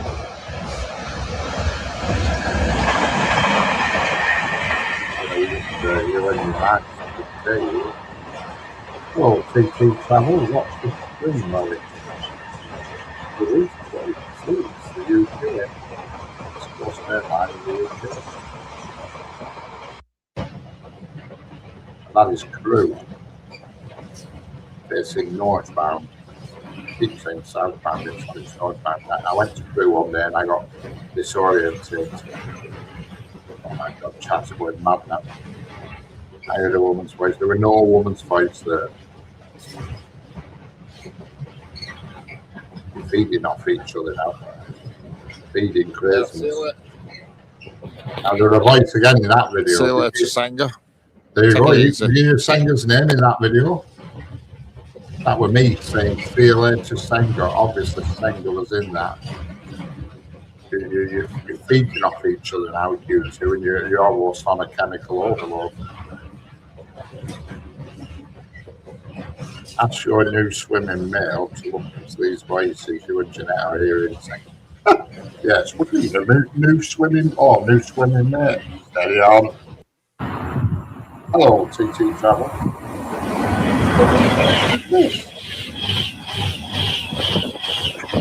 Actually, I'm paranoid. All about you lot. Some of these videos do have my voice on the background. So obviously, I filmed it live. I've had so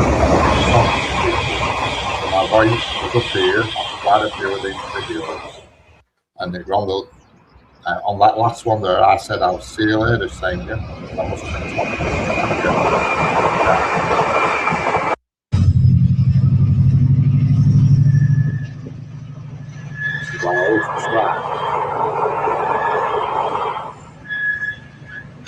I always try when a train comes past, if I've got a chance, and I always try to keep it on when a train comes past.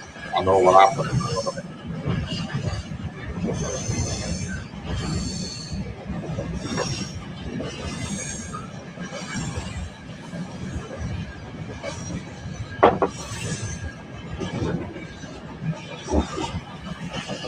summer.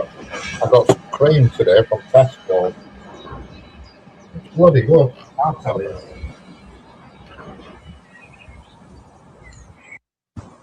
Looks for me for my needs. Not quite. Certainly a bit more agile. Do it.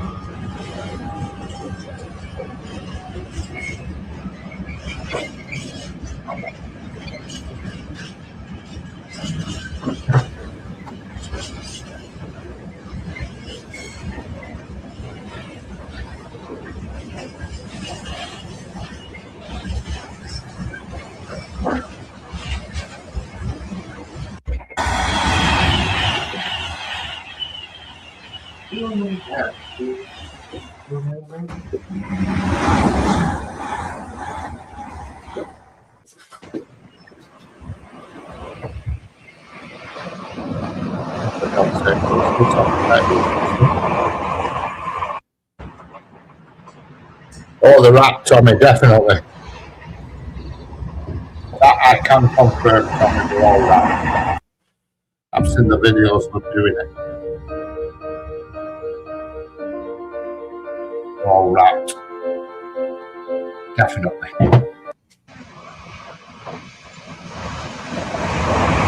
Rat platform, every train now that goes into Maine,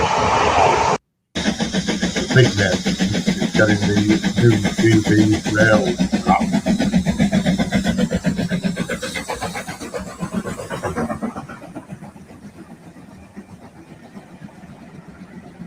I watched a video about it the other day, and it was the transport minister, I forget her damn name, and she says all the trains that are going in for the, I don't know, 2 monthly major service or whatever the bloody hell you call it, are all getting the new GB rail livery. And they're starting with the companies that are already owned by the government. Or the rail obviously is not a government, they've got the government rule for a while now. I don't know who the other ones are. I can't remember which operators the government runs, but there is a few. Tilted Airways, LNER might be one. Can't remember.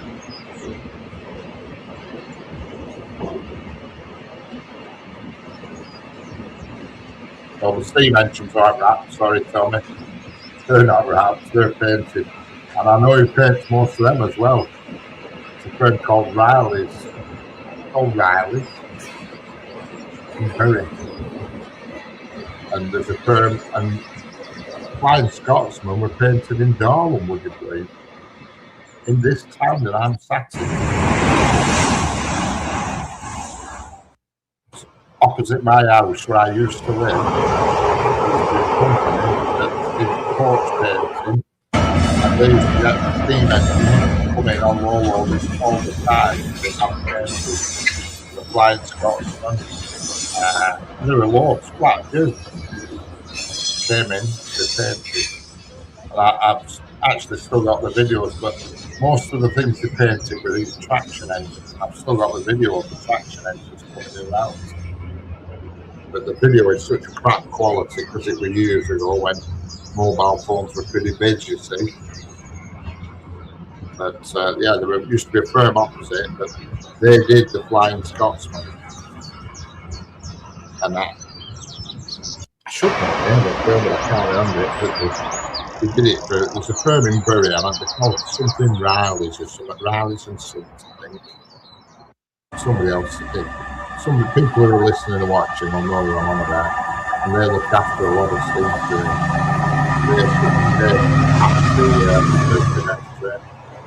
They passed the painting with the Flying Scotsman. It ran around in plain black for months, and then it went to this firm in Darwin to be finished off. And it's funny, it was a young girl actually painted it and did all the writing on it, all the little lines and stuff, a young lass. So I've seen the video on it, but I don't know if they brought the Flying Scotsman there or they went there. I can't remember.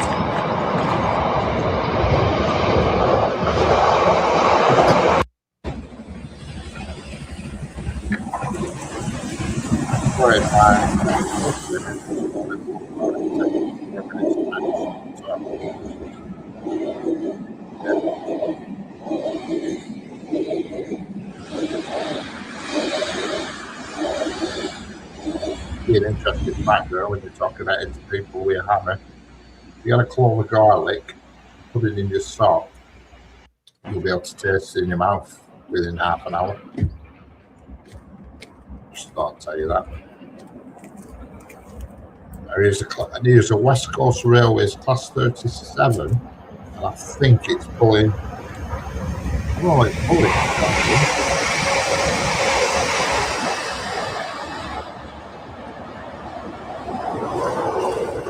It's a green one, that's all I can tell you. Here's Castle, I think this is. No, that's multimodal. Went through Wayland. That's an aerial shot. I just look there, and now you're too late, but just there, that's where I park here where that white van is. But you look right, you can't see it's not panning around, but that bridge is where I video on. The first bridge at the bottom of the screen. Right.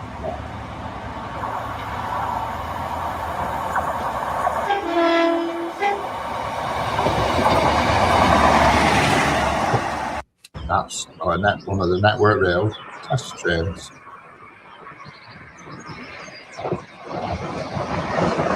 Yeah.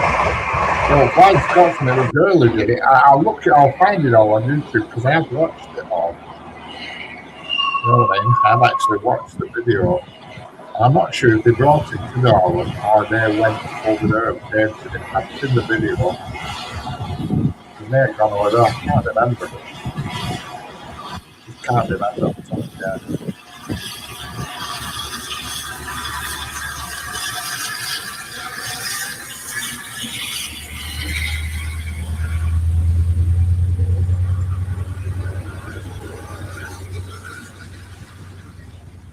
That's an old video because I can tell it's been filmed on a GoPro. I can tell with a black vignette in the top right and left corner. You see them two shadows at top right and left. That's a typical GoPro with that.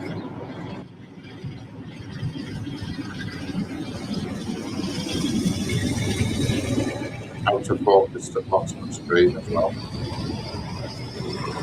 Oh, it is top right. The guy who lives opposite us here. He's retired now and he used to do everybody's balance and everything. And he was testing hours to do all that. So everybody's balance and everything. Nobody seems to do it now. He was last of a dying breed, he were. He used to sit there on his stool and like a stick with a wooden a rag ball on one end and rest his hand and paint your designs on the side of the van. Amazing. Everybody has them stickered now. That's Mayflower. That's a rare sight in a pure Mayflower.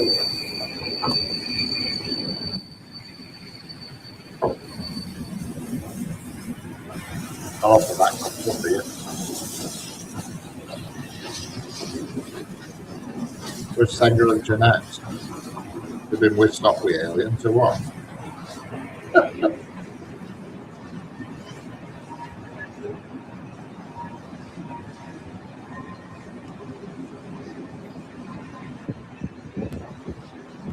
They were called Gordon Agility, were a sign actor. And that's all he did. Sign wrote people's vans and cars and everything. Just live there now, I don't know where he's doing now. He's like a master of it.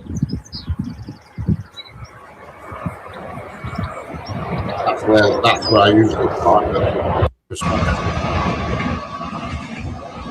worst spot. The reason why I don't use that spot is just because there's lots of dog walkers walking down there and they're always walking towards your camera. It looks a bit weird. You're there with a camera and they're walking towards it. It's a bit odd.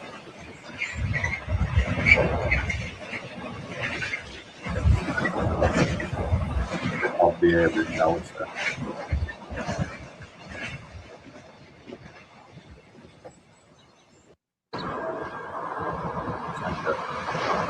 So yeah.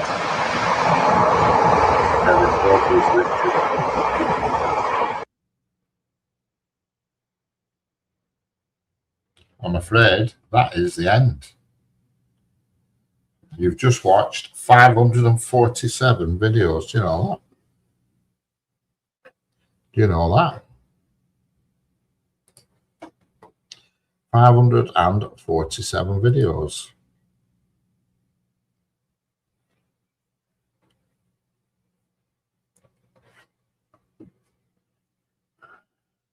Correct. 547 shorts you've just watched.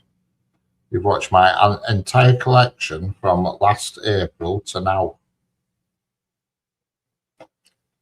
You are blessed. Just watch numbers, viewing figures drop down now. Yeah, there's over a year's worth there. It's from about last April to now.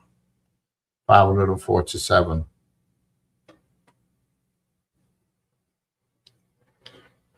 You know what I mean? We're addicted now, thanks to you. But yeah, there we go. Why am I? Oh, I'm there at the bottom. Why am I there? Skew with. There we go.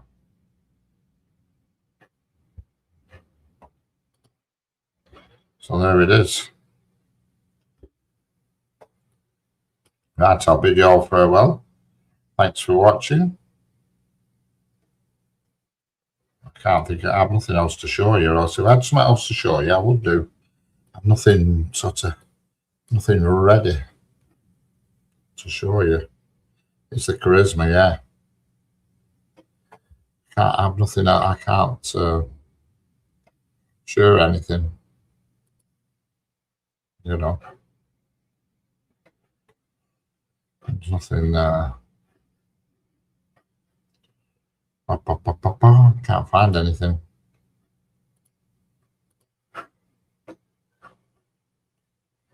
You know, I could only rerun again, but just hang on. Bear with me. Just bear with me.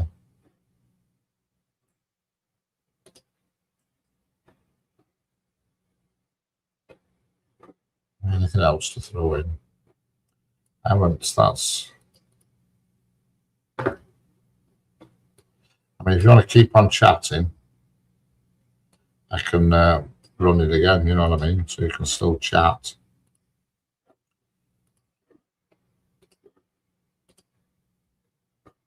You know what I mean?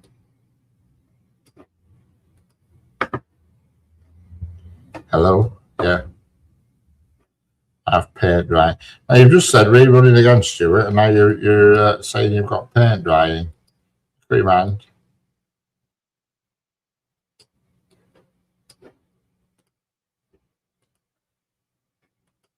Jesus Christ, what's showing here?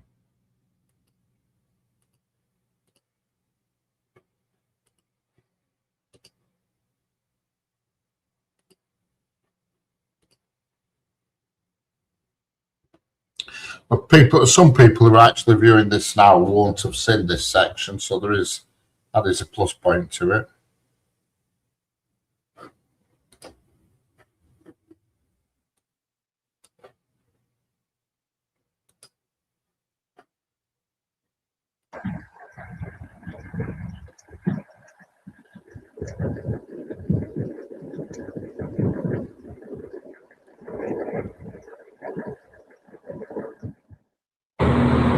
Catch you later, Jeanette.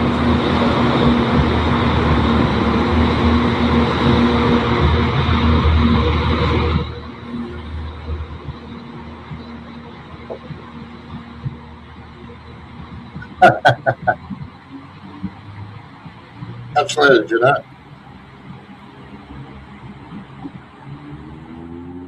I mean, some people who view him want to see these at the start, you see, because obviously there's different time zones and things, so some people will have missed the sound of this class 37 was amazing.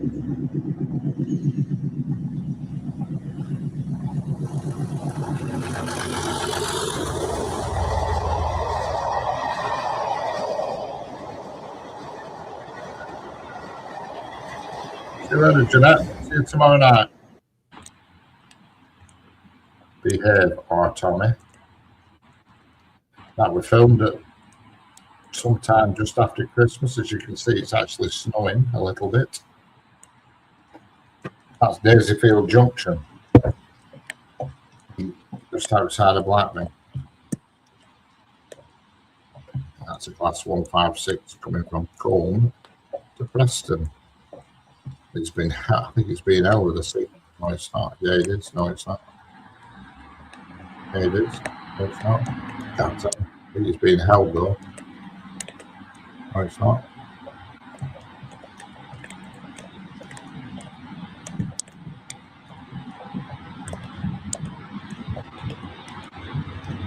Do they heat the points, are they?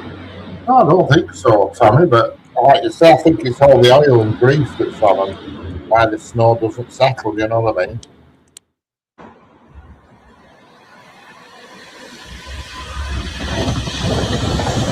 Now that train there going back, it was on show in Glasgow for something called the COP23 or something, one of these environmentally friendly things, and it was in Glasgow a few years ago. COP22, COP23 or something, and that's why that train is in them green colours and trees all over it. So, I don't know if you remember, I told you about the private train. Well, this is what the private train was. That's the Atlantic West Coast, 805, now just entering the South Carolina line and Daisyfield Junction. And it's obviously, that's what the driving training for on them DB cargo past 66s. So this is, I think this is the Christmas week actually, between Christmas and New Year, and you can see it's it looks like a 195 coming down the track. But the main line was shut after Preston through engineering works. You know.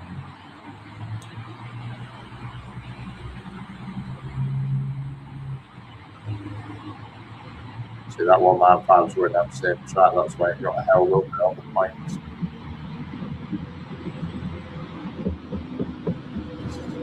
That's what that train's come from York.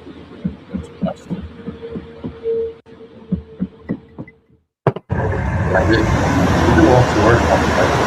We're always full of races and stuff. And they've got big motors on them, because you can hear them, you know, making a racket of the train.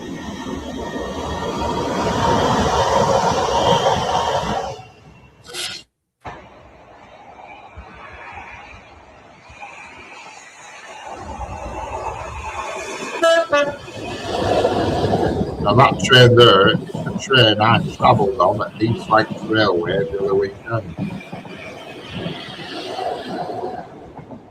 That is the very train.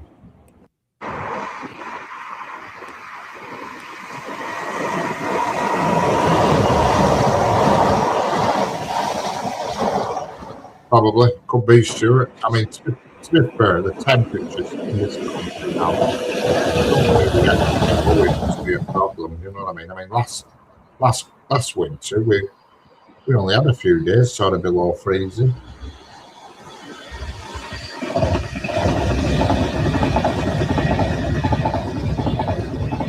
It's almost like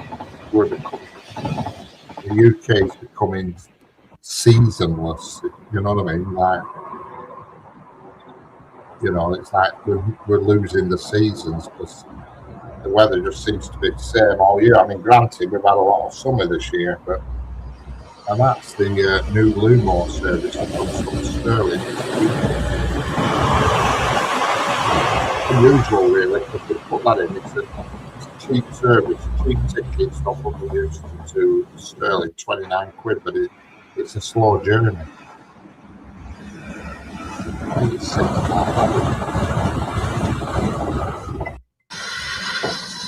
simply because they've been put at back at queue, you know what I mean? They've been stuck at back at queue because everybody else is more important than them. They only run 2 trains in each direction a day. Is it 2 trains in each direction? Yeah. One up, one down, one up, one down, yeah.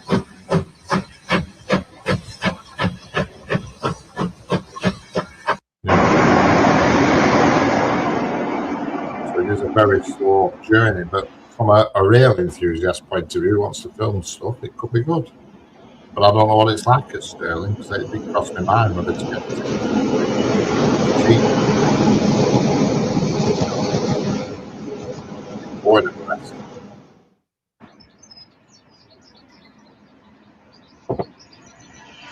But I don't know what the hell is Sterling. That's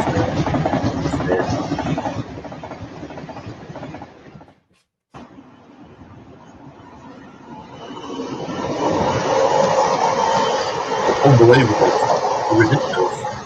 But they don't have to be. If you book in advance, they're cheap. But on the day, they're ridiculous. If you went to Preston Station tomorrow saying I want a single to London, it'll cost you over 100 quid.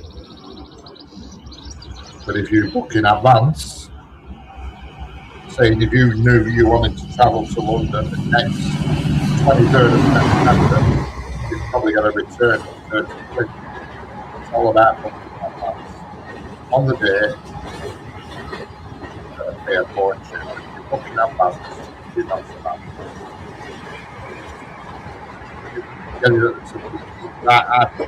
I've typed it in on Preston's on the Cherry Tree Station just out of curiosity. And the on screen is unbelievable. Like a return to Glasgow Central. That's 30 quid. It only cost me fuel in the car. It wouldn't even cost me that, I don't think.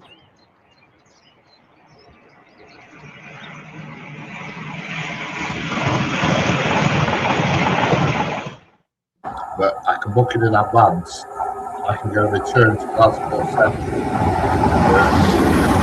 Early 30s, you know what I mean? 32, 33 quid. If I book a week in advance or something.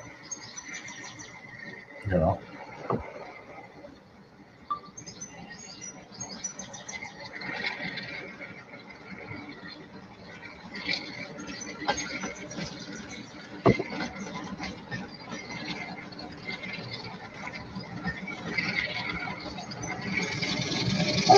Diesel, I bought my 47. There's always no locomotion services because all the carriages are always matched.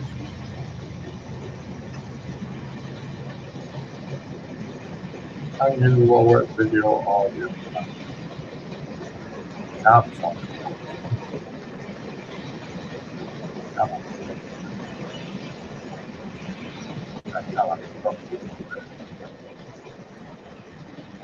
Just dropped it slightly.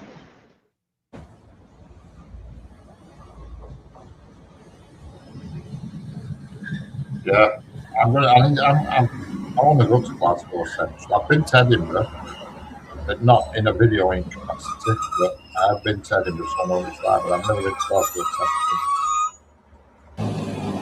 I was looking at a railway tonight, actually, on YouTube, Scottish Heritage Railway, and I thought, yeah, I fancy that. And I looked where it were, I thought, Jesus, that's a drive. You know, it's way further up than Glasgow.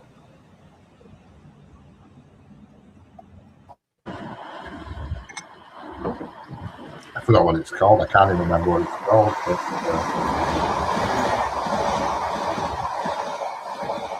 I used to go to Stockport to Euston, return but 1 month in advance. Yeah, correct. Yeah, that's it, Stuart. If you book in advance, you can get it for note. Yeah. What's parking like at Stockport, Stuart? Is there places to park? Can I park at a station? Is it cheap? Is it dear? Or what's the crack?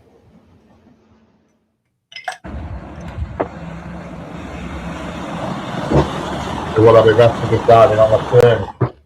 Just nipping to the toilet. Probably a bit forward.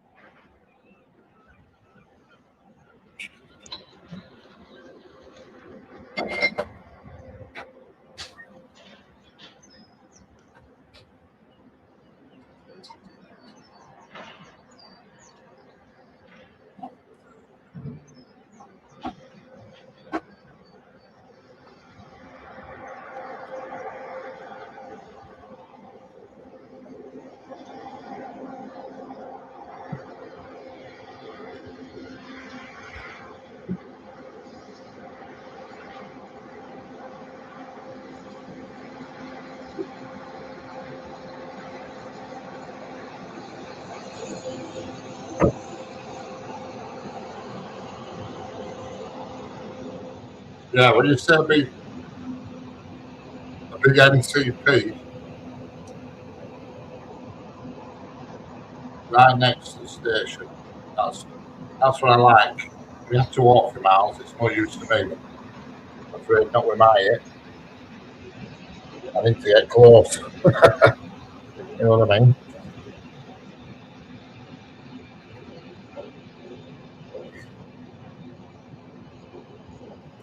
Don't forget, if you're new here, double tap your screen, give us a thumbs up.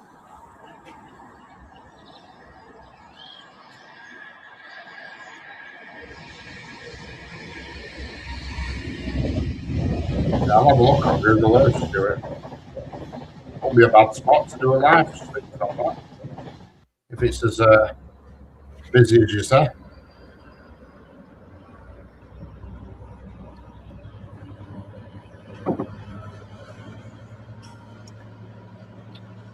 there's loads of busy stations, but the biggest problem with them is access.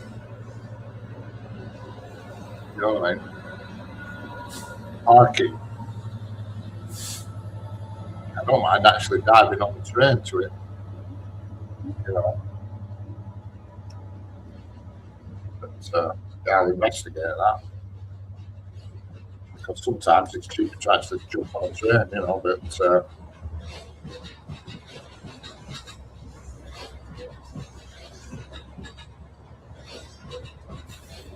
that's... Hello, Blaine. How we doing? Last steam train in at St Paul, 1956. Love seeing you. Yeah, well, we've got quite a few steam trains on here, Blaine. Whereabouts in the world are you? Judging by the time, I think you're going to be in the US. Am I right?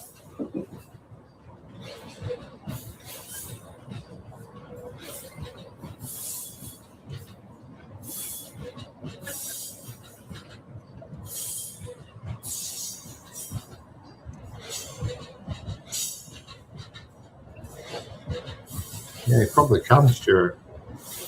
I'm about direct, but certainly not too much of a difficult change. You might have to change at Bolton, I think. Investigate that.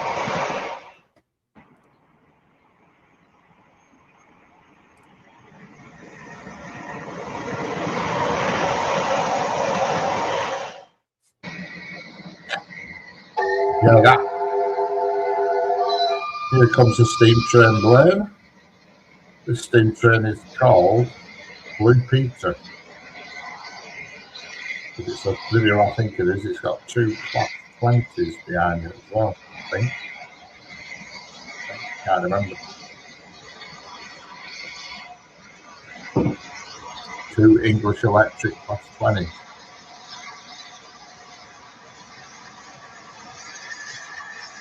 Yeah.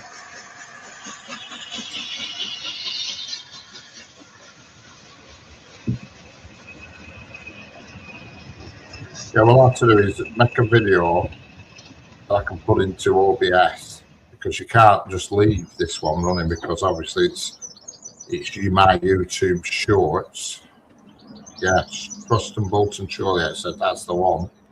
That's one I can get on that at Leyland, that train. And it's only £1 to park at Leyland. I think it's the Manchester Airport train, I think. I can get on that at Leyland. Hello, thank you, John Thomas 5075, sending a gift.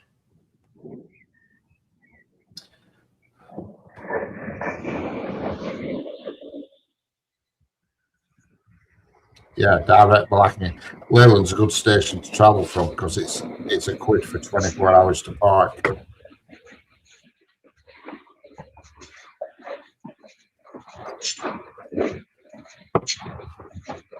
I'll investigate that, Stuart. Stockport. Sanger, you're still here. That's good to see. One of my loyal followers. There is some more steam trains, Blaine. I don't know when, but there is some more. It's a bit of a variety. I don't usually do live streams at this time of night, but it's proving to be all right for different audiences. I need to think about this in the future. As Sager said, I keep forgetting about the American people that want to watch this. You know. See, I normally live stream from track, but obviously you've got like 10 minutes where there's no trains at all.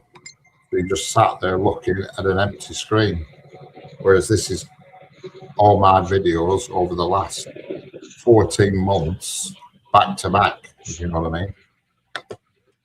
547 to be precise.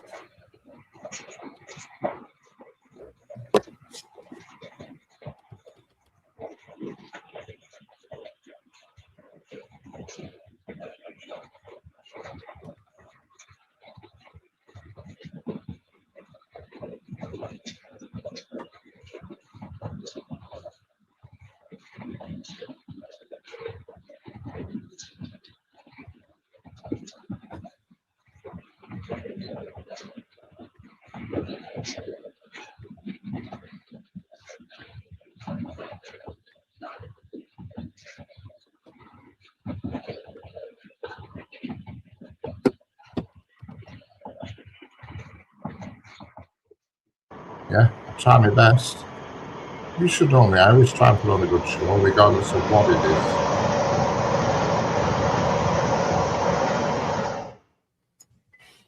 No, trains aren't everybody's cup of tea, but some people it is. But even when we're not doing trains and we're on the other channel, as long as we're having a good laugh, that's the main thing. And like the cringe the other night, we certainly had that. I couldn't stand that. I couldn't. And I hated to go to school with Senga.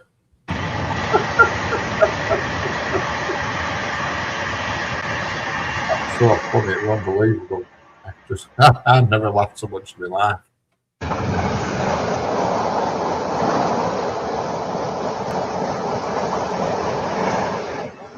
We had 9 railroads in my youth. That's our own small.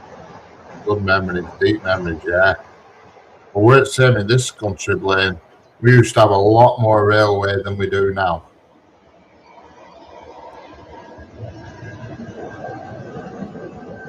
No, well, I've had more than 547. I think I've had over 1,000, but the other ones are in the long format. You know what I mean? So I mean the landscape format. I can't remember the exact number. I mean, I've done thousands, but the ones that I've kept and put on YouTube, the rest, the other ones are all in the landscape format, which won't suit this screen. That one I did the other night. I don't know if you saw it. Did I do it during the day? I can't remember the one with the locomotives on. That were in long format, but fortunate problem is most people view on phones nowadays, so they want this format. Oh yeah, but like I said, there's a lot more, well over 1,000. Yeah, but there's no Buxton one. Check it out. I'm going to check that out now while you're on. I've got Leyland's time to look on.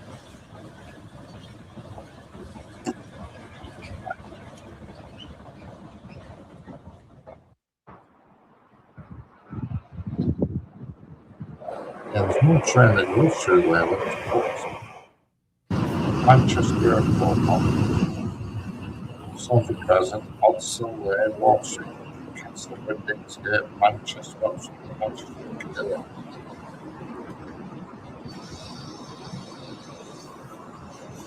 Yeah, well, there's no Blackpool North to Buxton there. All the Blackpool Norths are to either Liverpool Lime Street or Manchester Airport. Certainly nothing goes to Buxton. I think I'll have to change it to Piccadilly, I think. Will it be Piccadilly? At the day, it's no problem, I don't mind changing. I think I'll have to change it to Piccadilly. There's definitely no direct out to Buxton. I've never ever seen a train going to Buxton. But I'm just looking at the Manchester Airport state. This is the one coming back actually, but it goes Manchester Airport, Hill Green, Catley, East Didsbury, Burnage, Malden, Slade Lane, Longside, Ardwick Junction, and then Manchester Piccadilly. So I think that's where you need to change, isn't it? Manchester Piccadilly.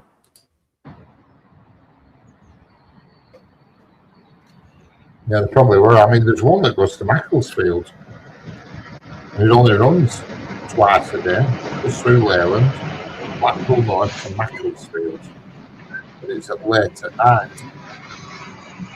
And I can only presume it's because of like depot allocations to get the trains to bed for the night. Don't forget, if you're new here, hit that thumbs up. 46 people watching, or 42 people now. Yeah, that's it. I'd go on that one, Stuart. I'd get on that and dive off at Piccadilly.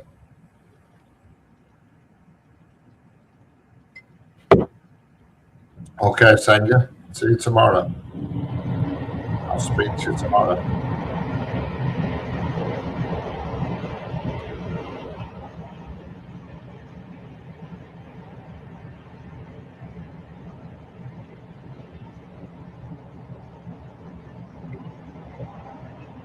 Hit the likes, yeah. Thumbs up.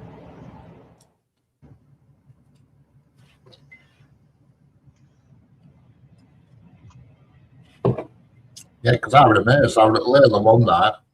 There's a class 331 pulled in. I looked on Badger and it said Macclesfield. And I said to God, I said, "You're going to bloody Macclesfield?" I said, "I've never seen that before." And he said, "Yeah," he said, "there's just a couple run late at night, you know, for all the party revelers and stuff to get them home." You know what I mean? They seem to run a couple late at night, you know.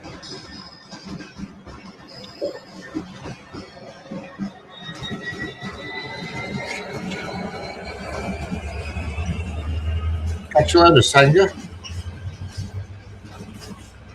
Good night, God bless. See you tomorrow night on Jeanette's Baking, but I'll probably speak to you before then.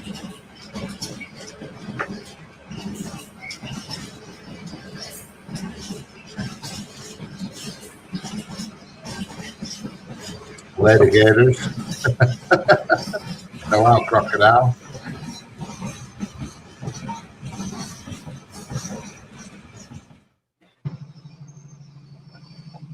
I'm judging by the sound of this. This is a Class 70, the log train. We've got a very distinctive sound of the log train.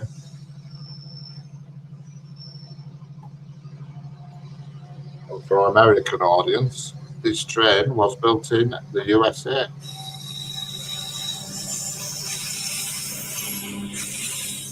For anybody who's watching in the USA, it was built by, I can't remember the name of the company, but it was built in the USA. But I can tell you, Class 70.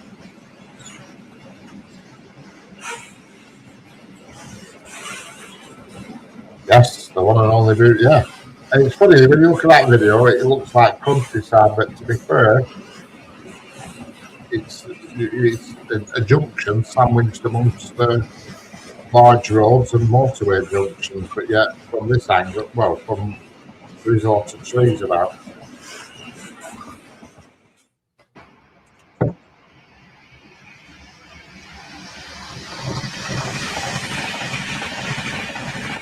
Yeah, but then Class 70s came from the US. They were shipped over on ships. And I can't remember how many there were supposed to be, but we ended up one short because the people who unloaded them off the ship managed to drop one and snap it in half. So that went back. If you search on Google for the snapped Class 70 at some port somewhere, I can't remember where, you'll find a video of it, and it's they dropped it on crane and it snapped it in half. You know what I mean? And obviously it was unusual, you know.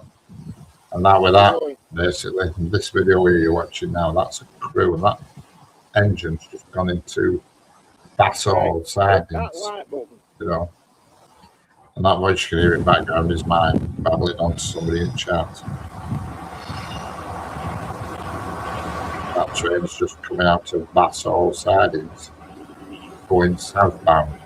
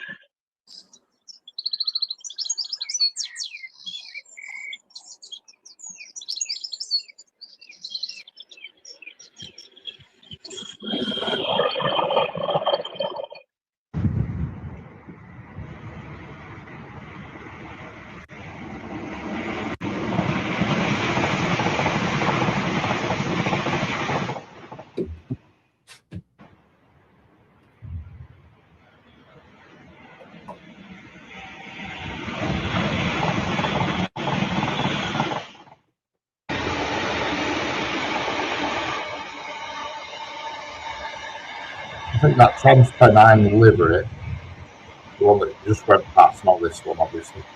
I think it's one of my favourite liveries, is that Tom's Pennine livery, that blue.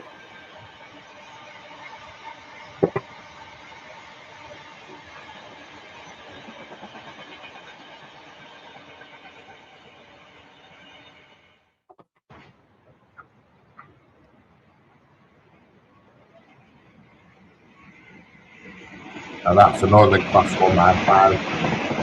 That's a diesel, and it's going to Manchester Airport. The reason why it's a diesel is because it's either come from Barrow-in-Furness or Windermere. It has no overhead electric cabling, but it runs an hourly service to and from Manchester Airport.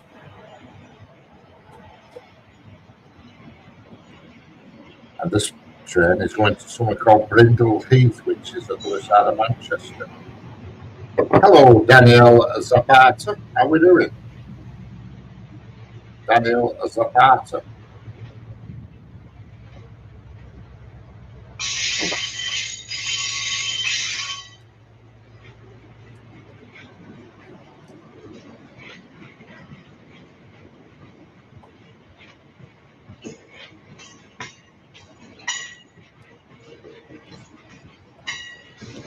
It amazes me. I mean, I see these trains, they run every single day, these trains, and I think, good Lord, where does all that stuff go? You know what I mean? Hello, Daniel. Where does all that stuff go in them blooming trucks? You know what I mean? To me, when I'm outside at track, it just looks like new ballast. You know what I mean?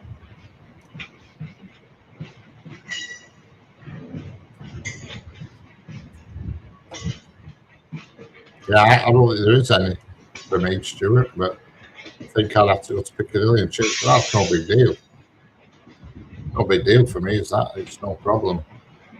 I don't mind changing because I can always grab a bit of footage, but I'm going to have a look into that.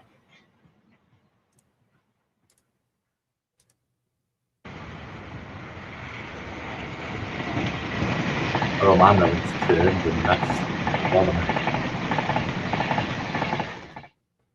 Yeah. 2 miles long, yeah. I can believe it when I've watched loads of videos on YouTube. Unbelievably long. They make ours look like toys.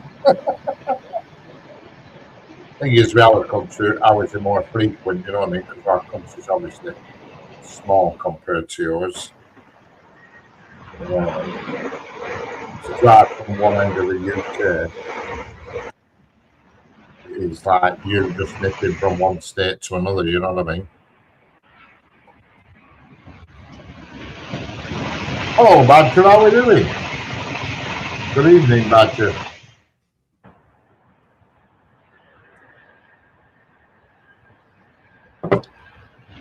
Welcome to the Late Night Train Show.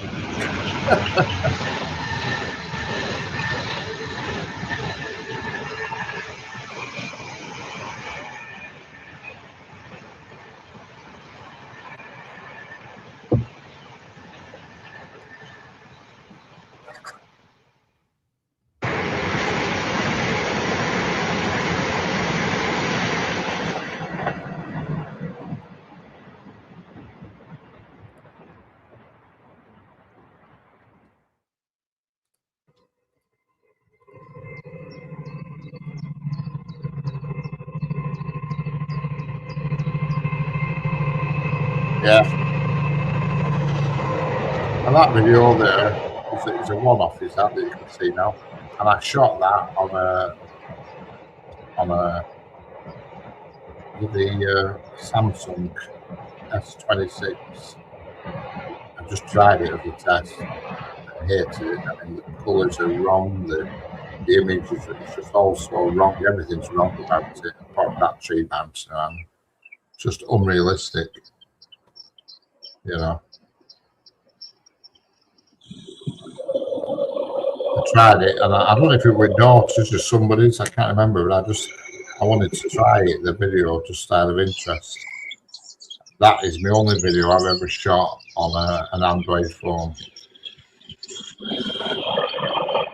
all of these have been done on an iPhone, or it's an odd one or two that I've done on a Sony AX53, but most of them are iPhone. In fact, because the shorts, I would think actually all of these are on iPhone.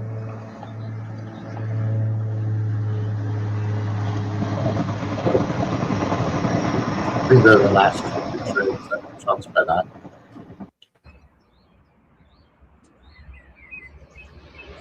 Now that's a Lumo train in EMR colours on test. Yeah, well you saw that yourself, Tommy. That train, that video that I spoke about, I shot that on the latest Samsung S26, and the colours were wrong. It were wishy-washy. The focus were wrong. It was just weren't there. Weren't up to it.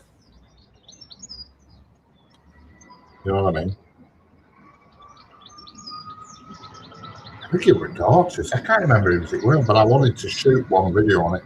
It was on screen to me when I was doing it. It looked okay, and then when I got it home and popped it on the computer, I thought, my God, that's rubbish. I mean, these videos you're watching now are off YouTube. You're not seeing the original quality. You're seeing a poor, compressed quality. You know what I mean? You're not seeing them at their best.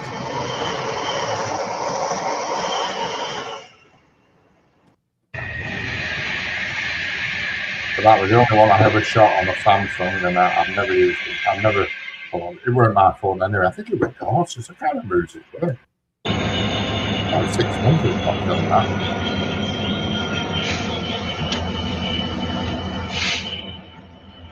Yeah, iPhone.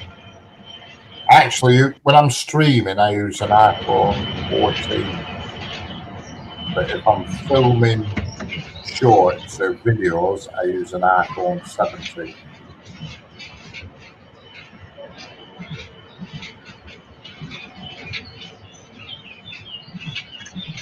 Yeah, what I'll do, Stuart, is I'll get on the train at Leyland. There's no doubt about it. That suits me down to Randolph. I get on at Leyland.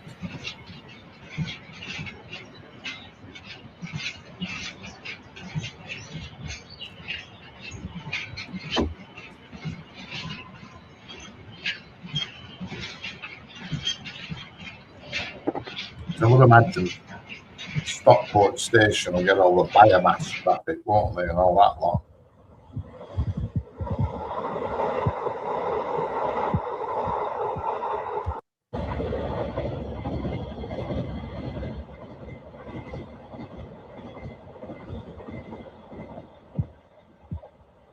Is that where the funny railway line is, somewhere around Stockport? The curve that only gets used by one train a week or something? Like a funny curve at a junction. There's a station that only sees one train a week. You'd have to invite me. I watched the video about it. They just have a parliamentary train to keep the line open. Call them parliamentary trains, so that, and it's just one train or something. Yeah, see, £15 very weird. This is Scotland, is this? This is Drumchapel, Scotland now, this video. The next 2 or 3 will be Drumchapel.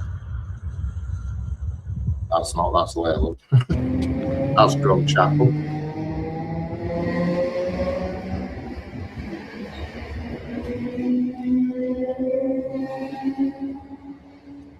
That's when the RB Rail Scottish Division shot that video. £15 seems reasonable. Well, yeah. I mean, the car park at Leyland is £1 for 24 hours. £1.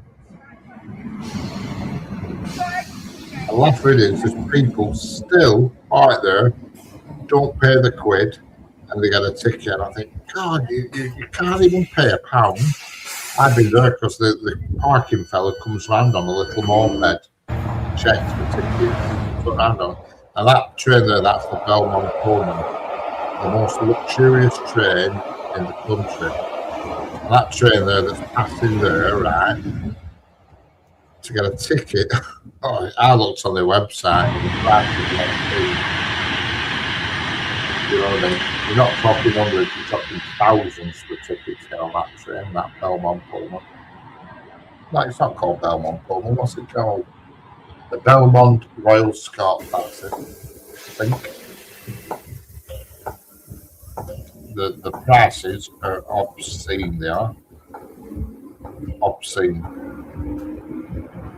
I watched a channel. It was a channel they called Nate and Kate or something. They travel. They went on it, and you're talking thousands of pounds for a ticket just to go out Scottish Highlands. I mean, don't get me wrong, you get treated like royalty. The rooms are like absolute luxury. You know what I mean? You're traveling in absolute luxury, but oof, a lot of money. You know? Yeah.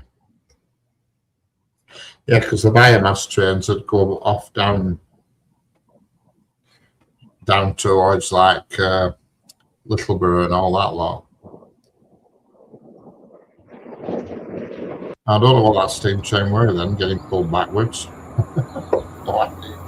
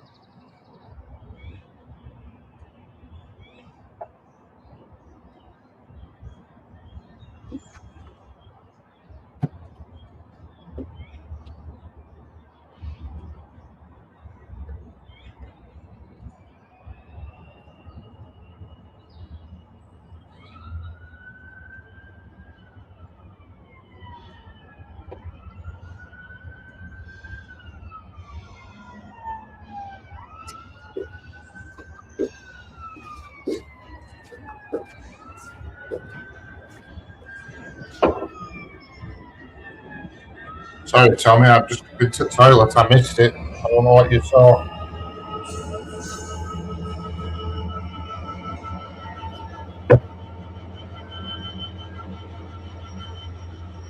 Yeah.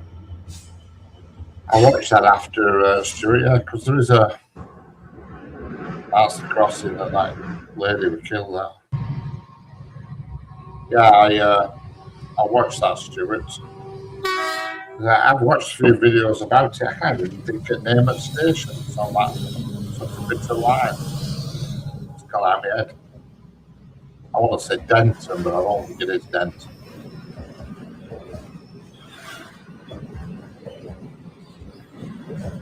I can remember I know the station. It's an island, what they call an island station. You know what I mean? 2 tracks, an island in the middle.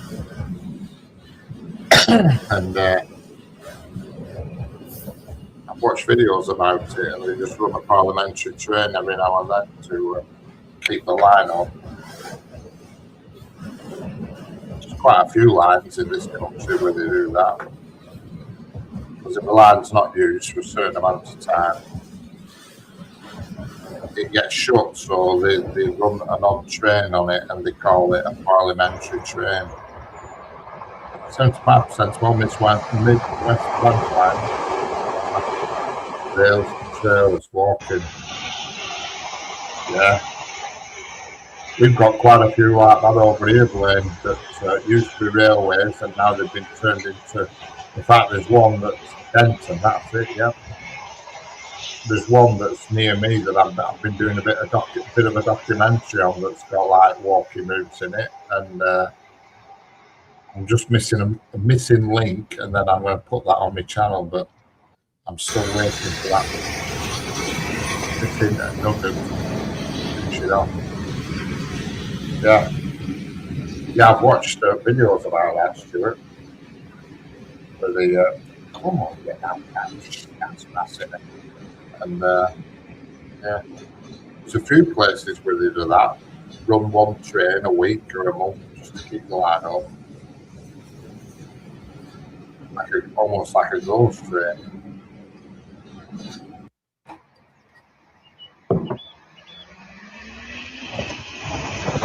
Yeah. I'll have a look at that, Stuart. Right, I'll just put a mark on it.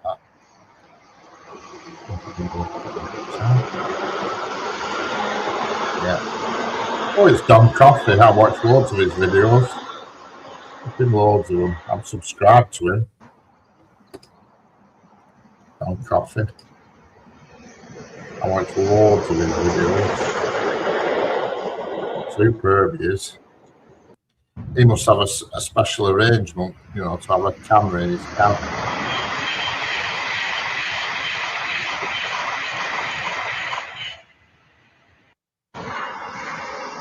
Yeah.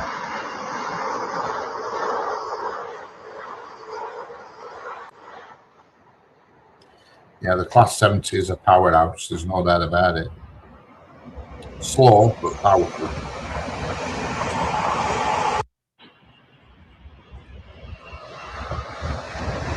That's always the driver, no. There's another guy who does it as well, and I can't think of his name, and he drives the test train, and Harley knows him. You know Harley, he knows him. Because he always gets a mega tree topping through territory, and I can't think of his name. But he does a lot of filming as well.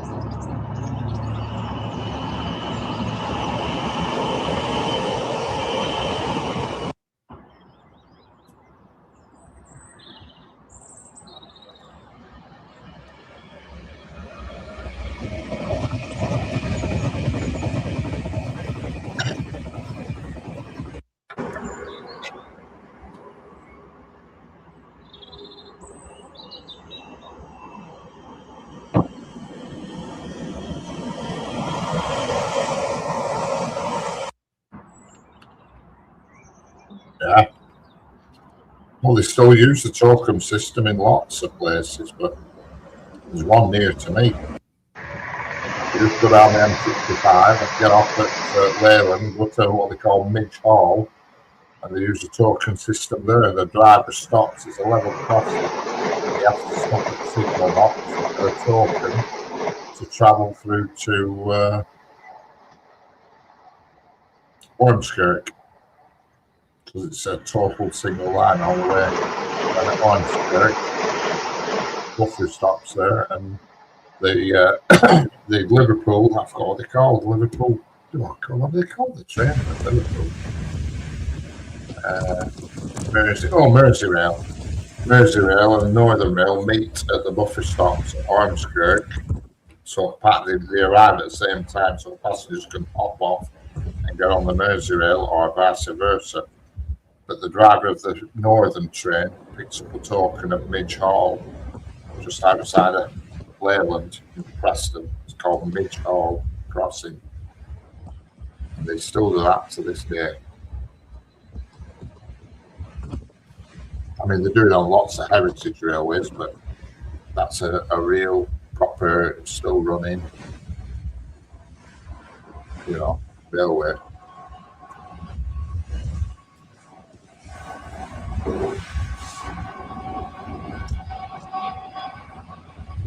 Sometimes the older systems are the best. The token systems are foolproof, really, when you think about it.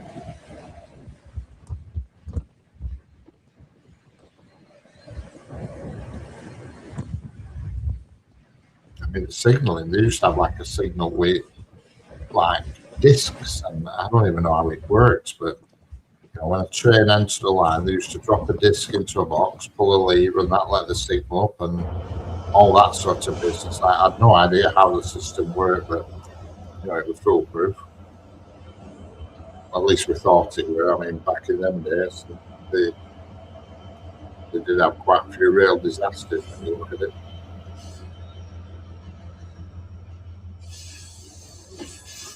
It's certainly a lot safer than it was. That is for sure.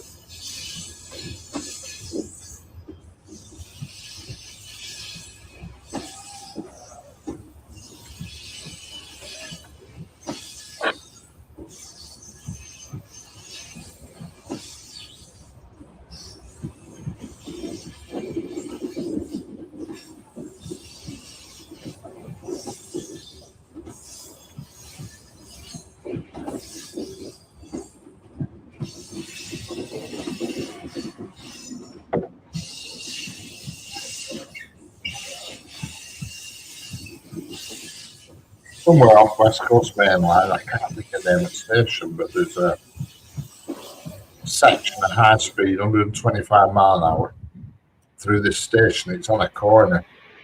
I've watched loads of videos of the train banking over the track banking, and them advances that you can see on the screen now. They come through at like 120 mile an hour, and the track's banked. It's unreal. Speed they come through like that. I can't look at the name of the station, but it's somewhere on West Coast Main Line. Right down Northampton there, somewhere like that. I think, God, I love to learn film. They come through at unreal speeds, and it's because they're on a bank. Yeah, that's true. Yeah, a lot more trains are out there, Tommy. There are a lot more accidents, that's for sure. That is for sure, and some really bad accidents. I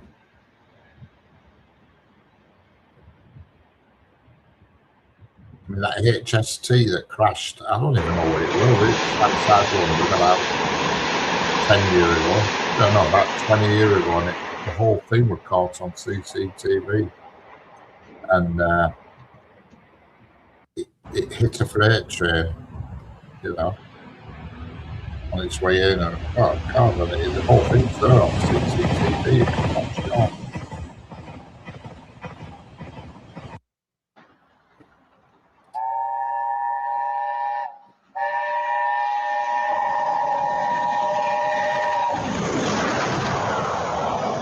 Yes, it works, Tommy.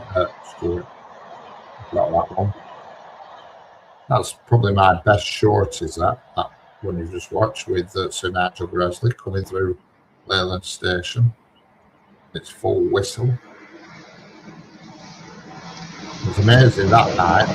It was raining, and there were quite a few famous YouTubers there that night. I said famous, but well-known YouTubers that night told me that. Yeah, I recognised a few faces. People I'd seen before.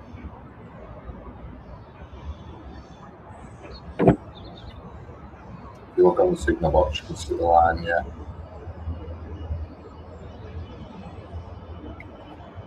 Yeah, I remember that night.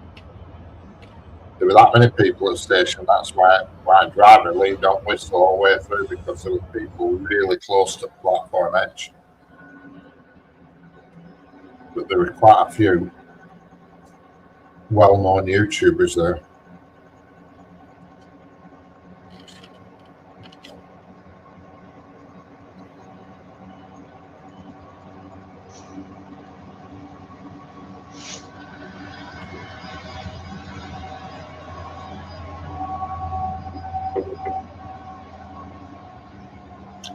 I'm afraid not, Tommy. They weren't known, but I recognised a few faces.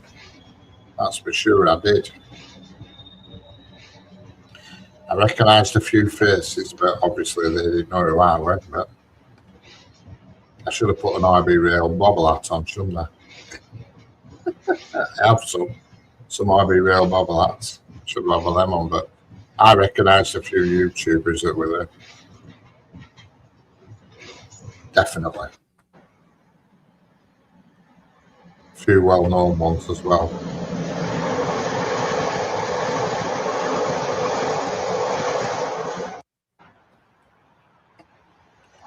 Now that spot there is a good viewing spot, but yeah, when I went up there, that there, you just said this spot here now, it's a good viewing spot, but my actual views were rubbish. And I've travelled quite a long way for that. It's near Lancaster, really. And there's poor views on it. My whole life is seeing trains come and go around the bend, yeah. But yeah, I travelled all the way up M6 to that spot there, and I got off at what's it called? I can't think what it's called. I forget the area that it's called. Shap. I got off at Shap. I went down to A6 and I went on that spot there, and it was just outside of Lancaster. And I thought, well, this is a good viewing position. I didn't get any views. It was terrible. We got anybody watching, so I actually drove back to the usual spot. I set some of the live stream up, and then I got some views in. Well, I won't fall for that again. I don't know where he's based in. No idea. He wasn't there. He weren't there, but there were a couple of women there that are well-known YouTubers. I recognised them. I actually recognised one of them because they always have a dog with them, and I recognised bloody dog actually. But yeah, I don't know where he's based or anything. I mean, he's super famous now. He really is famous, but. You won't see him like, well, I mean, you could do, but I think he's too famous for that now. And Jack Marshall, he's another famous one. You won't see him sort of stood at the side of a track filming trains. He's into trains, but he gets all corporate stuff, sponsored corporate stuff, they invite him to come and ride on the trains and stuff. I mean, he did a video the other day from Rail Operation Services, Class 37. Got to travel all the way to from Crewe to Kilmarnock in cab with driver in a Class 37. You know what I mean? Correct, he did, Tommy. My God, did he? And I don't mind all that he's fooled around, but the social media world took to him. Because all he did, he ran around with a bloody GoPro strapped to his head, making a fool of himself, but he did well out of it,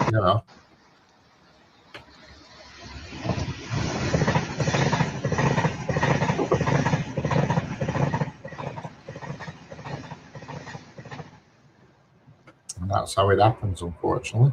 Or fortunately, shall I say, for him. I wish I had my time again, that's for sure. I certainly would. I wish I could turn the clock back to being 18, but have today's technology. You know what I mean? if I could click a button and go back to being 18, but still be 2026, you know what I mean?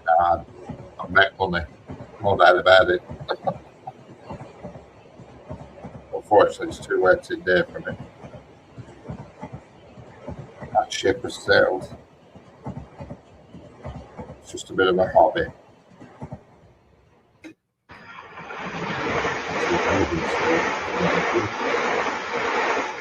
Everything's sailed, hasn't it, Mia?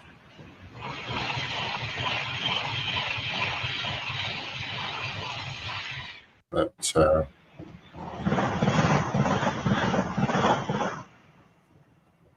said it to daughters. I said, I see you do travel, video it, travel. So then eventually you start making money. Travel videos is what people want to see. People love travel. Yeah. Transport and travel is the top subject on YouTube. No doubt about it. Transport and travel.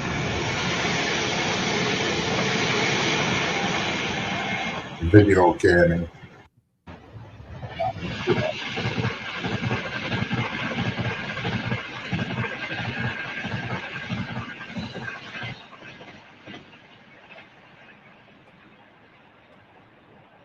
When I was 18, there weren't even mobile phones. Had a phone call, you have to go to a phone box. Or use your phone on your own. I can remember when I was a kid, we didn't even have a phone in the house.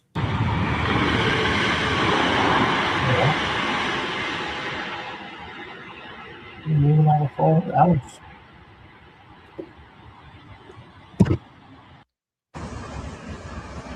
But I remember you could make a phone call for £2.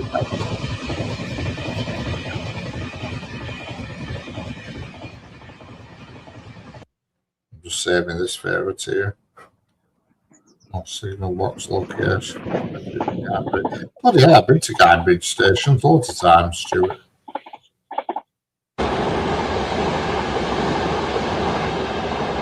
It's just off the Guidebridge. I've been to Guidebridge station. I've got a video on YouTube at Guidebridge station of Galatea steam engine going through Guidebridge. I've been there. Yeah, for sure.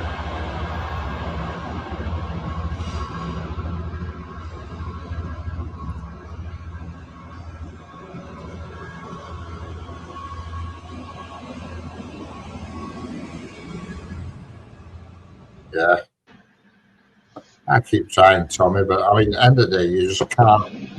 You get to a point you just can't keep throwing money into nowhere, you know what I mean? Because you got to understand every time that, you know, I travel to railway, so I mean, it's not far from this, like half an hour, but it probably costs me a tenner every time, you know what I mean? You do that 7 times a week, 70 quid. You don't get that back. I wish you did, but you don't. Like I say, YouTube pays for my car insurance and my internet. That's roughly what it pays for at the moment on an annual basis. Just about covers them.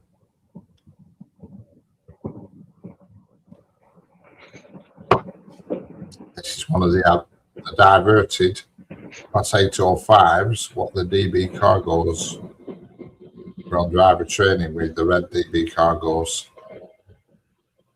See how slow it's going because it's crossing over 2 sets of points there. It's crossing over 2 sets of points. So it's going so. I'm amazed they ran double trains as well over at Settle to Carlisle. There couldn't have been that much call for it.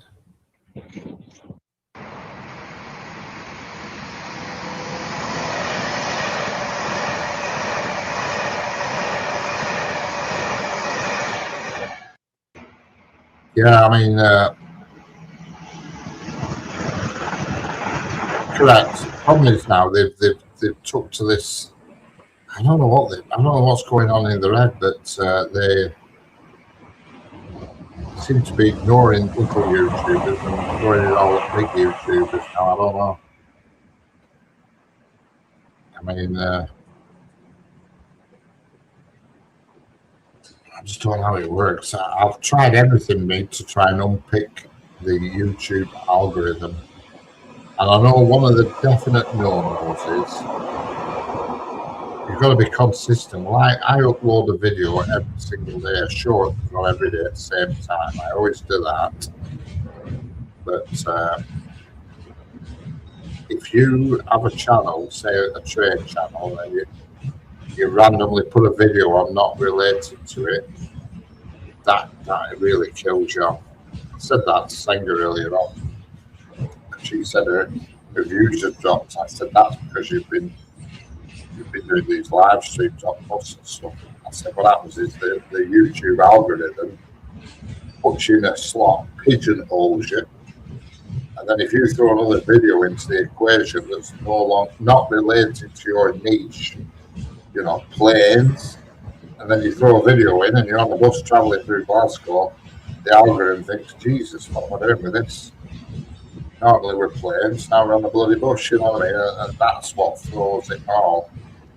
And that YouTube partnerships, I think is good if you've got the right channel, but you know, you say you're like a camping channel or somebody who travels on planes, I think you can do it. But what could our partnership be? There's nothing I can partnership with. You send me emails literally every day about this sort of thing, and I don't even understand how it works. But yeah, there's no products I can link to my channel, or else I would do. You know, it just isn't a product there. I'd love Northern Rail to say, look, we'll give you a free annual rail pass, go anywhere on the Northern network and do some videos and say nice things about us. I'd love that.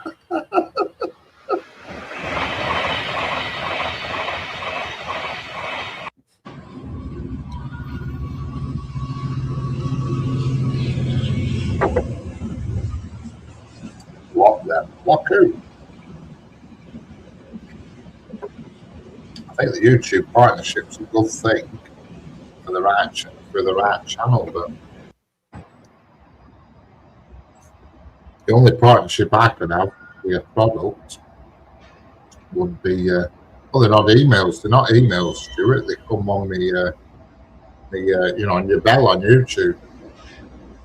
Not emails. They come actually on the YouTube doodah. You know, your notifications. The only product I could link up with would be sort of like Apple or who else? DJI. So I use Apple to film with, and I use DJI microphones. That's about it. And I don't get emails, Stuart. They come on the YouTube notifications. So I use Apple. I use DJI microphones. I have a couple of different mounts that I use. So there's something else to really brand correctly, if you know what I mean. If DJI said to me, look, talk about our microphones and stuff, I certainly would do, no problem. They're excellent. All DJI stuff is excellent.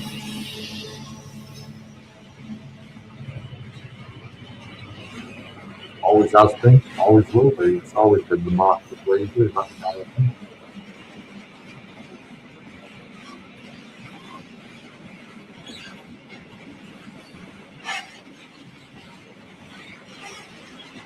Yeah. I have a set of DJI microphones. I must admit, I only use one most of the time, but I do have a third, and a radio link. You know, so I used to use them both together all the time, but I tend to use just one now. They're magnetic. You can stick them. Wait, you've got a clip on them, and they're also magnetic, so you can stick them in the metal with clip them to a jump or whatever. They're really good. You just got to remember not to accidentally hit the noise cancellation button like I have on a few channels. I have two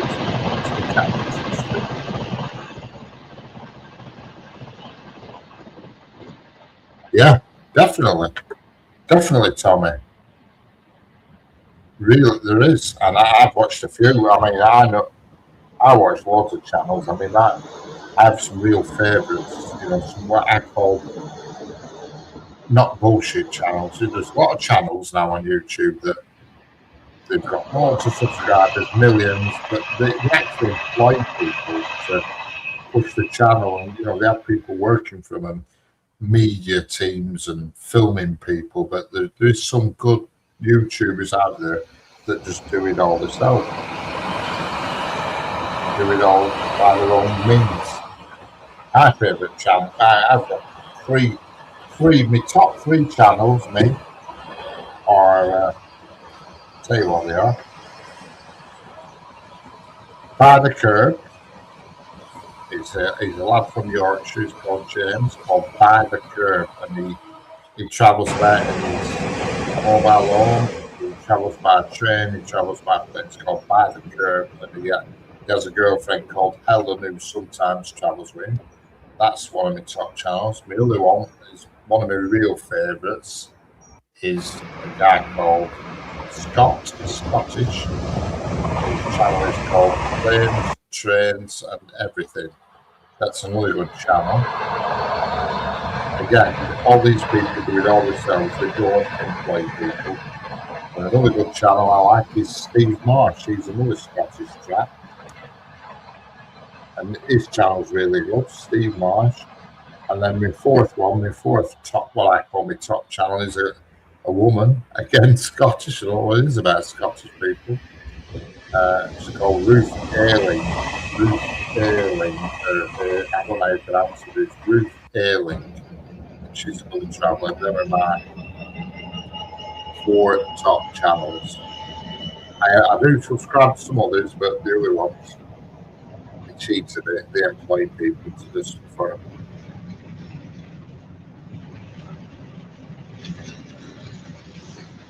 Yeah. Well, I haven't, Stuart. I don't just subscribe to willy-nilly because you get to a point where you've got that many bloody things. I don't. I'm subscribed to about 30 channels, and that's it. But I think we all there's another guy as well, a Welsh chap, but I can't think of his damn name. I can't remember what his channel's called. He's another good one that travels everywhere. A young Welsh lad, he's in his 30s. Yeah, I do. I used to like watching Charlie Beach, but I've gone off him now. I've said gone off him. I don't know. I think he's just, I don't know. I've just lost a bit of interest with him. I watch Billy Moore all the time. I watch his videos, but I'm more into these travelling ones. What the hell's the Welsh lad called? I can't think of his damn name. Oh, Simon Wilson. That's his channel. He's called Simon Wilson. He's another good channel. Does it all himself. Travels the world. It's called Simon Wilson. He's a Welsh lad. And he's got loads of subscribers. And there's another channel I watch, but I can't help thinking they're employing people, and they're called Cara and Nate, but I get the feeling they have a bit of hell with their channel. I might be wrong, but I just get that vibe that they do.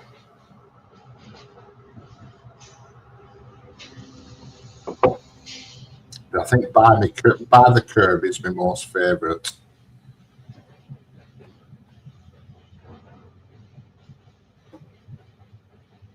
You bought a train diesel? No, I've never watched that, but I'll have a look at it, Tommy. There's some really good channels out there. There's some channels out there, and you know they've hardly any subscribers, and they deserve to have so much more subscribers. It's unbelievable.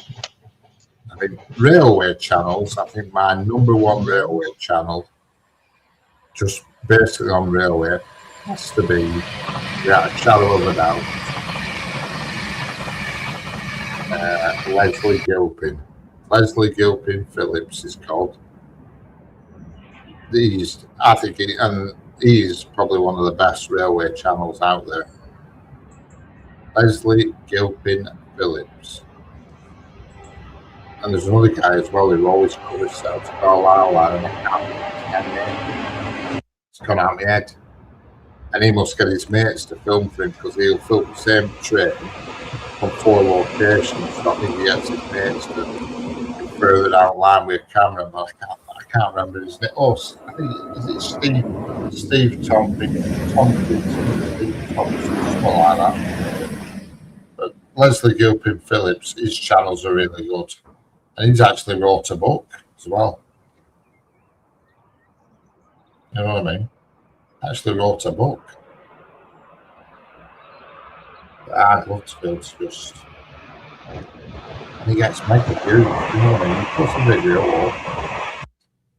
He's got about 8,000 subscribers, so you know he's doing alright. But he's not got mega subscribers. But yeah, he puts a video up, and within 2 days he's got 4,000 views. Jesus, how's that hanging out? You know what I mean?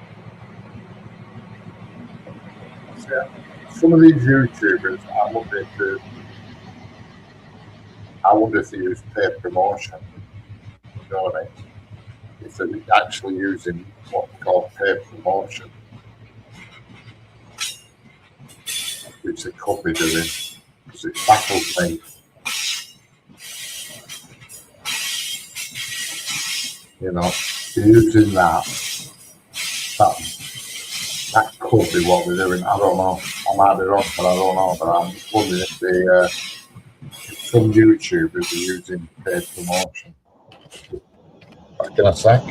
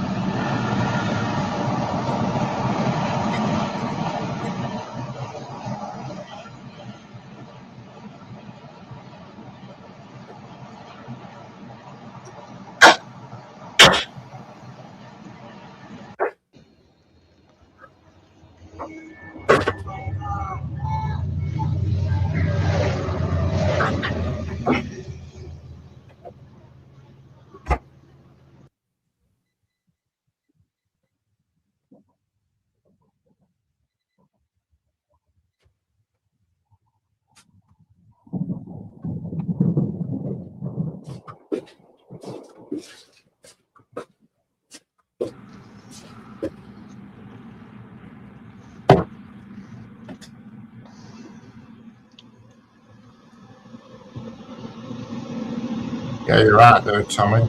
You just have to keep chipping away. Correct. Yeah. I mean, I don't agree with the paying business. I know how it works. It's what annoys me a little bit that YouTube they have a level that they push your videos out to. You get your views, but then there's another level, a hidden level, and if you pay them, they'll push out further. And I don't agree with that. I don't agree with it, but anyway, there it is.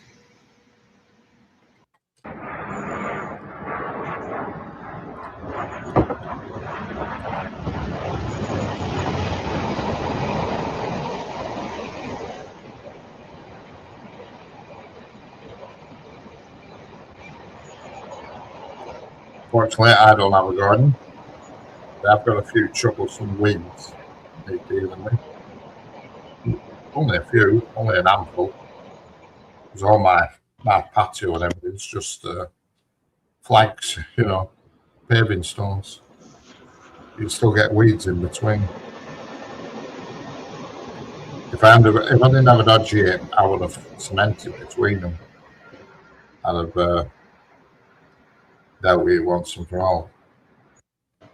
So that's what I did at home. I got a crowbar and I put a gap between every paving stone, and I just mixed some sand and cement dry, and swept it all over paving stones, so it fell down the gaps, and then just sprinkled it with hosepipe, and that brought the weeds to an end.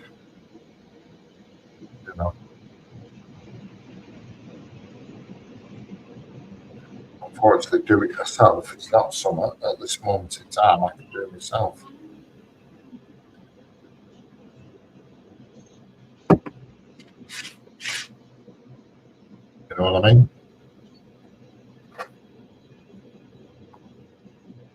Yeah, so it were fortunate, you see. She just pulled up at Hilton Park Service. There you go. Did you see that? Did you hear that video then? Everybody, did you hear that? That was my voice there. We were fortunate that she just pulled up at Hilton Park. That's what Senga and Jeanette were on about. That was my voice there. We were fortunate that she just pulled up at Hilton Park. God, I wish I could remember which short that were on. I played it back to them, but I can't remember.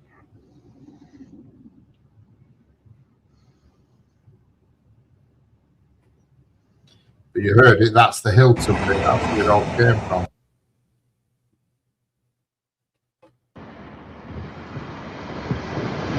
That's where all that Hilton business came from. This is the invoices. They need to give their heads a wobble. Yeah, I'm glad you heard that then, Stuart. And then tomorrow, whenever you're next to chat with Senga and Jeanette, you can actually tell them you heard it yourself. I knew what had gone on, but I couldn't remember what video it was on or anything. But you heard it there.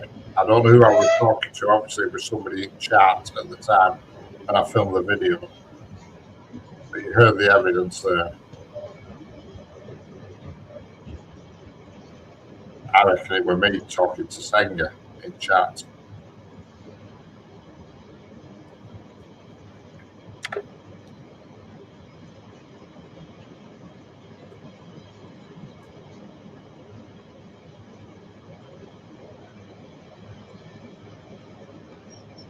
Correct. It has, Tom. Certainly, in the last few months, it's really changed. But I know I got an email off YouTube saying, look, we're having trouble, that the larger corporations are saying that we should give them, I can't remember the exact wording, but these big big YouTubers, these big sort of companies, BBC and everybody should be getting priority on YouTube and some nonsense. And they said, we want your feedback. And this was YouTube saying, we want your feedback because we don't want to allow this to happen. But obviously, we are governed by the laws in your country. And it's a long email basically saying, we don't want this, but unfortunately, your country, i.e. BBC, ITV, Channel 4 and everybody are kicking up a fuss. I think basically because people just aren't watching normal TV no more. How's it going, Sanger?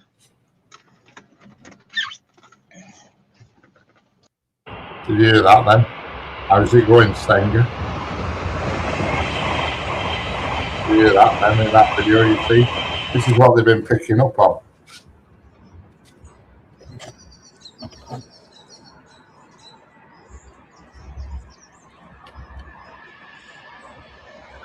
I'm doing a seance.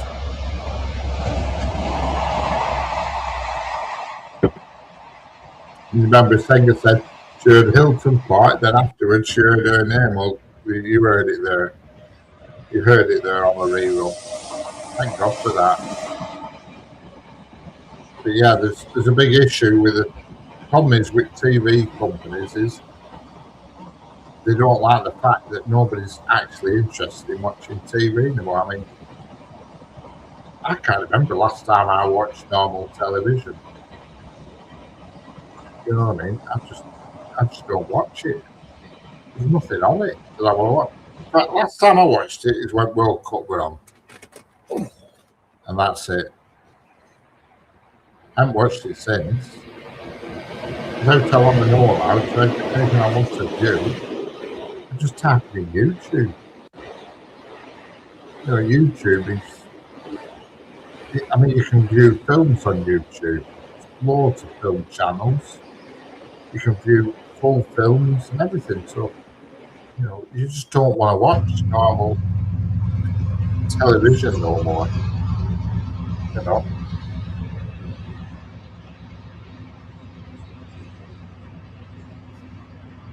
Nobody wants to do it. Correct. That's exactly what we're having there, Tommy. I was talking to the chat at the time.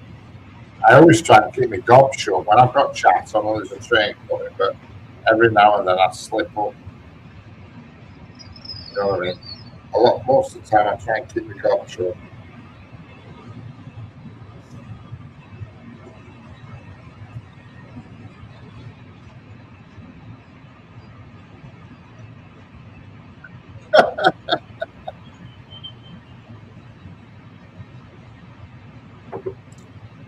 Yeah, I think normal TV has died a death. I think it's only my mum who watches BBC One and ITV Channel 4. That's it. Not like anybody else that does. Just all they now. It's like if you think, oh, I want to watch a documentary. It's like me this afternoon, earlier on this afternoon, I was sat here. I'm watching Benny though, the comedy. I'm watching it on YouTube, through YouTube. You know. I just watched it just for a laugh because it amuses me, but I put it on and I got it on YouTube, you know what I mean? Every episode. You know, it's all there on YouTube, everything.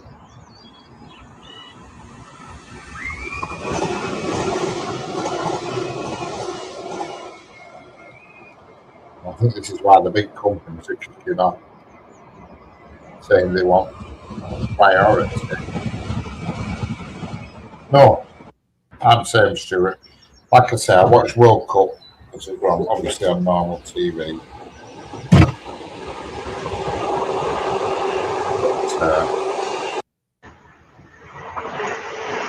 But anybody there? Yes, I heard it. Hello, Andrea Roberto. How are we doing? From Brazil. How's life in Brazil? Andrea Roberto. How is life in Brazil? So by the weather answering the name. Andrea Roberto.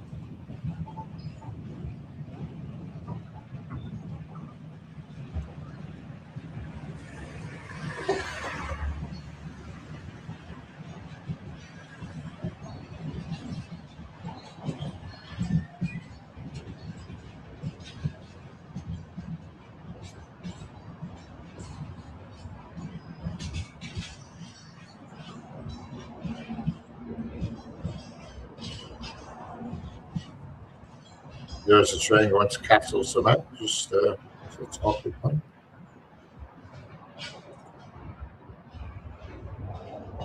That red light on back there. I used to have one of them. Exactly like that.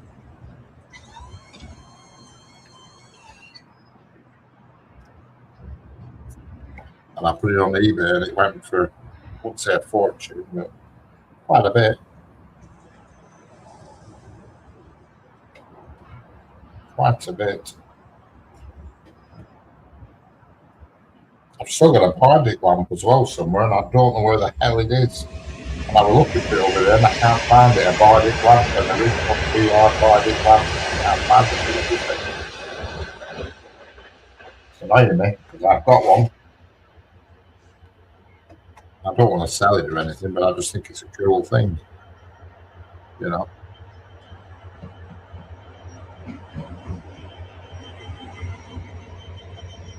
A VR Bardic lamp.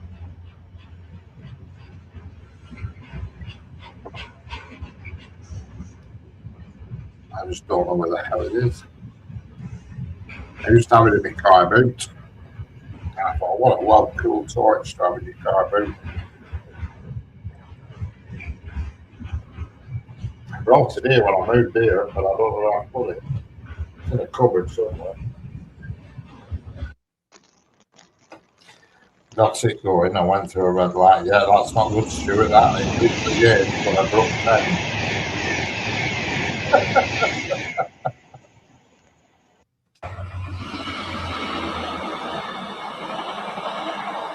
It does for sure.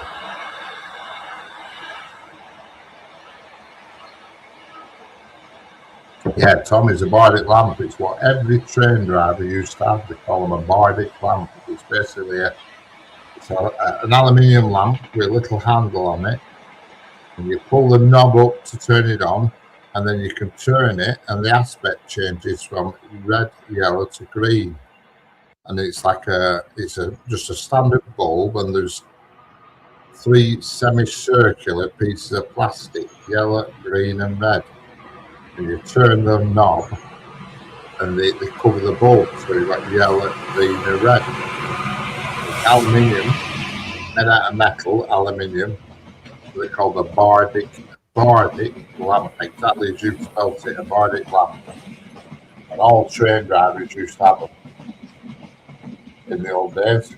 Bardic lamps. In fact, some trains, notably the Class 47, used to have like a plinth in the cab. So when you got in the cab, the actual Bardic lamp sat on a plinth in the middle of the cab. It's like the base is almost like a slightly pyramid shape with a handle on and a round lens at the front. If you Google it, you'll see it. Especially on eBay, you'll see it. Bardic lamp, because there are people selling them. They're not worth a right lot of money, but they're just a nifty thing to have, you know what I mean? And I've got one, but I don't know where the hell I put it. They take a big old battery, but you can buy these conversion kits that add all on to it, so you can put 2 sorts of D cells in it rather than the original battery that went in for like a big 6-volt 2-pole thing. So they did like a conversion thing. But they're just a cool thing, you know. They're a weird but cool thing. You search on eBay or Google, you'll see them straight away. Bardic lamp. They're made of aluminium. 3-aspect Bardic lamp. It's just a disc that spun around and covered the bulb to change the colour.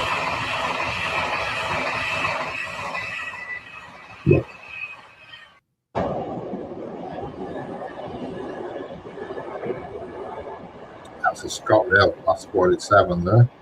Always tell them because of the yellow snowplow up front, yellow snow shifters. The one at the back is crew diesel depot.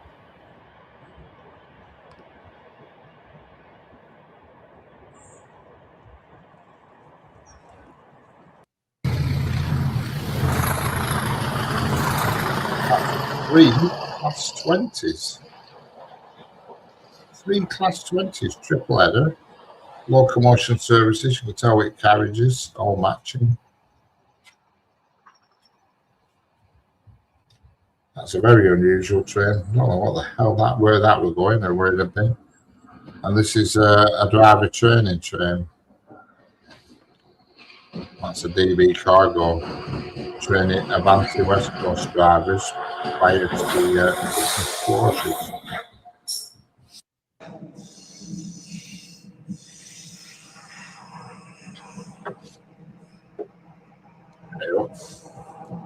Stuart's talking in Brazilian. I don't know if Brazilian. I know they've got it. There will be a big statue on top of it. That's it for me, I'm afraid.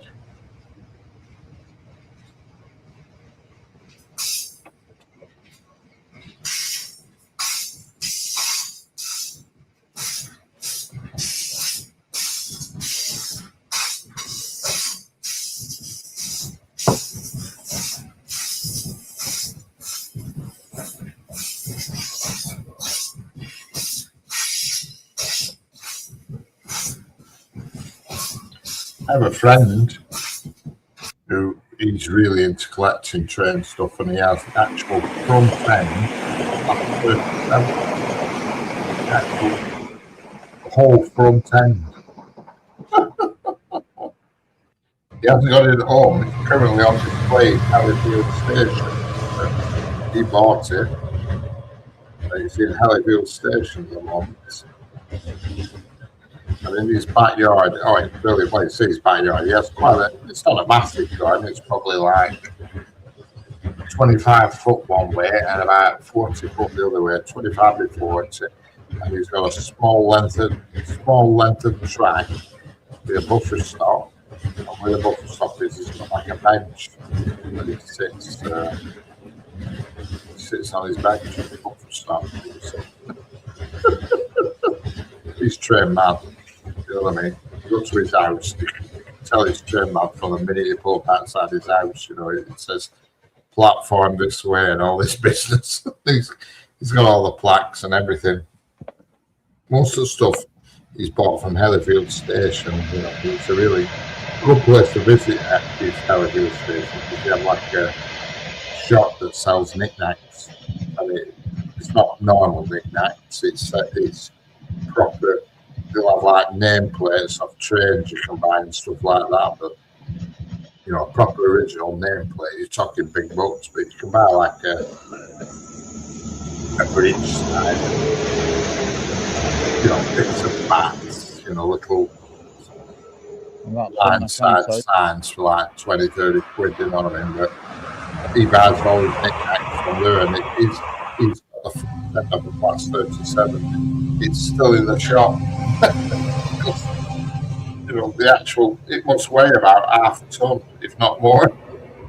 So he bought it, but I don't know how the hell he's going to transport it.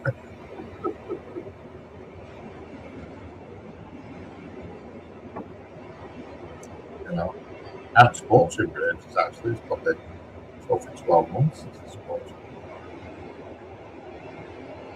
Hellifield Station is a real station to visit because it's a fully functional network rail station, but it's stuck in the past. It's old-fashioned, everything. So that's the killer crossing there. It's stuck in the past, you know what I mean? The station's very old-fashioned.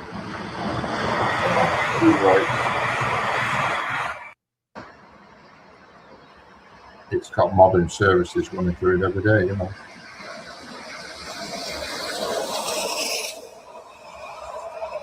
And the clue I'll turn that way, they went past it quick, but I know it was low motion services. That was a question. Oh, it's Lloyd Peter. That.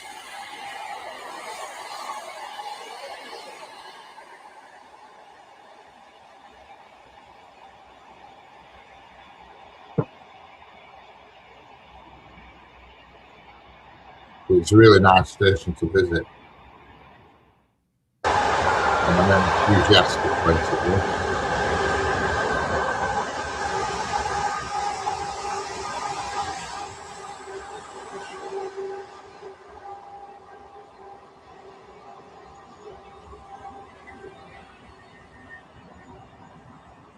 I mean, to be fair, there's lots of nice stations, really, when you look around. The one I go to a lot, which is local to me, Cherry Tree. And that has volunteers looking at it, you know what I mean? People come and plant plants and do whatever they're doing, you know, just to keep it in top form.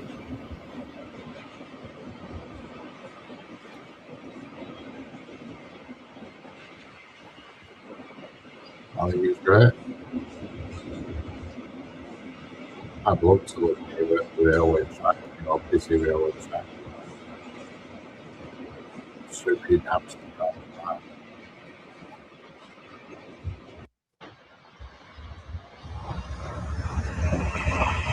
That's what they call the COP23 train, the COP22, I can't remember, but it all happened in Glasgow, that's all I can tell you.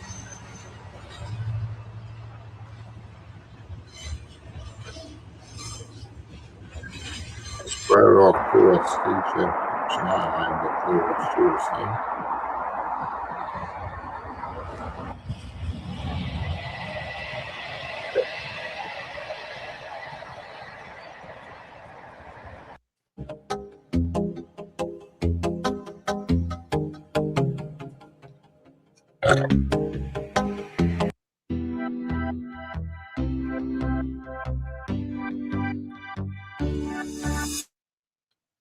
About this rubbishy music that's on these few videos. I had a phase of thinking add a bit of music and a bit of text. We're going to make them better, but it just I look back on it now and I think a lot of rubbish. But there you go.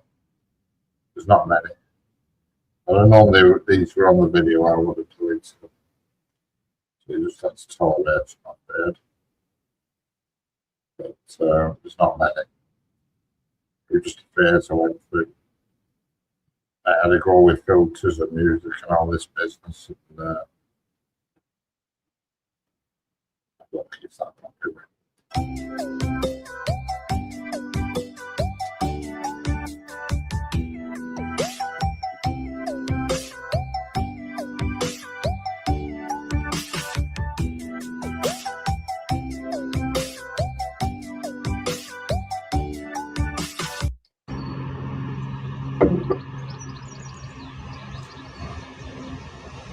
That's a class 68.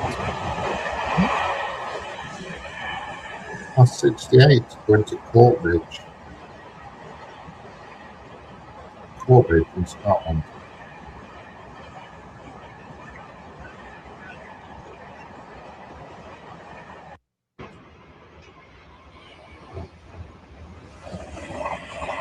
All 390. Come on, stood the test of time, and then I can't knock them trains. Richard Branson brought some out, you know, and they've really done well. And all the drivers still to this day prefer to drive class 390 rather than all the new Hitachi 800 series. They all prefer the class 390.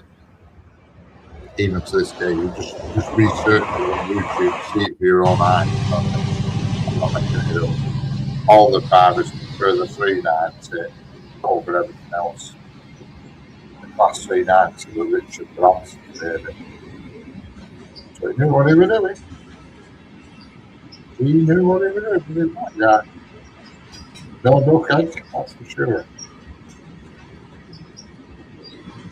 Nice Polish rail class 70. collecting the logs to Church Cronospan. Sorry, Cronospan in Church in Wales. As you've seen, probably water times because we do get a lot of long trains through here.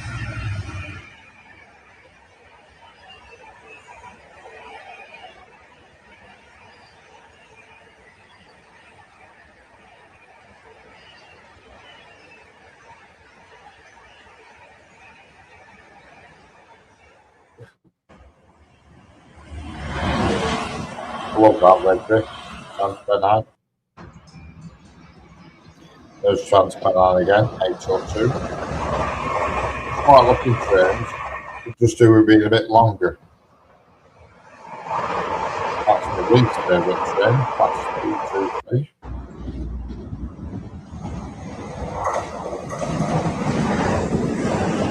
That's Blackpool North to York train going through Cherryton.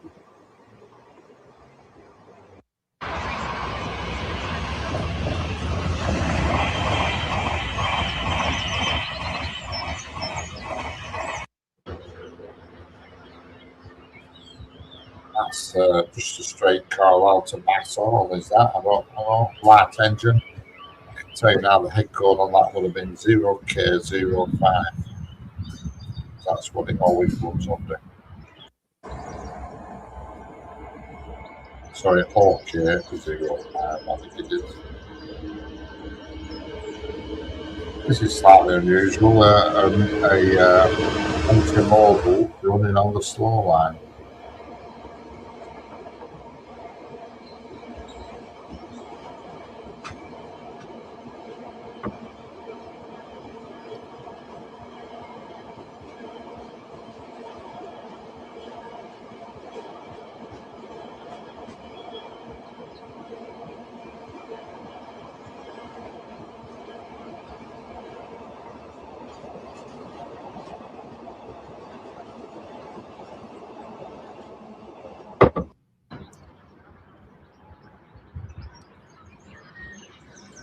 I can tell you that is it's Ham's Hall to Courtbridge. I don't even know where Ham's Hall is, but I know it's the Ham's Hall because it's a DB cargo. It's the Courtbridge. Ham's Hall to Courtbridge. Is it Courtbridge? Ham's Hall to Moss End, sorry. Still in Scotland. Ham's Hall to Moss End because it runs every day at 3 o'clock in the afternoon. It's always a DB cargo.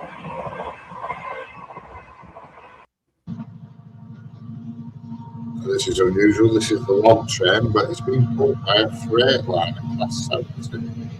But I can't tell you it was, even though it is a freight line at class 70, it was on higher to course.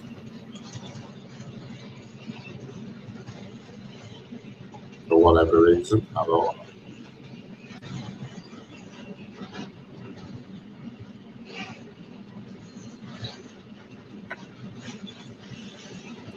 It's unbelievable how far that looks, but it's only 4:47 in the afternoon. That video looks like. Yeah, it's all dark, so it's obviously around winter time, close to winter, just after winter.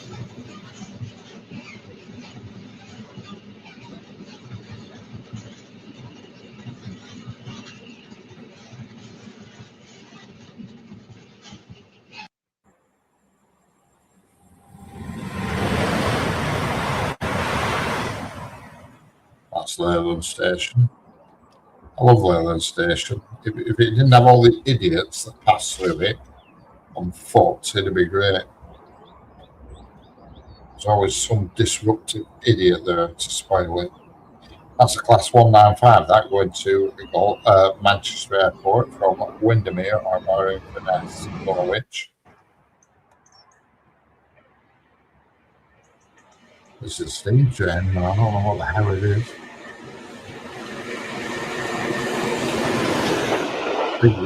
Big red name badge on it, but I don't know what it were.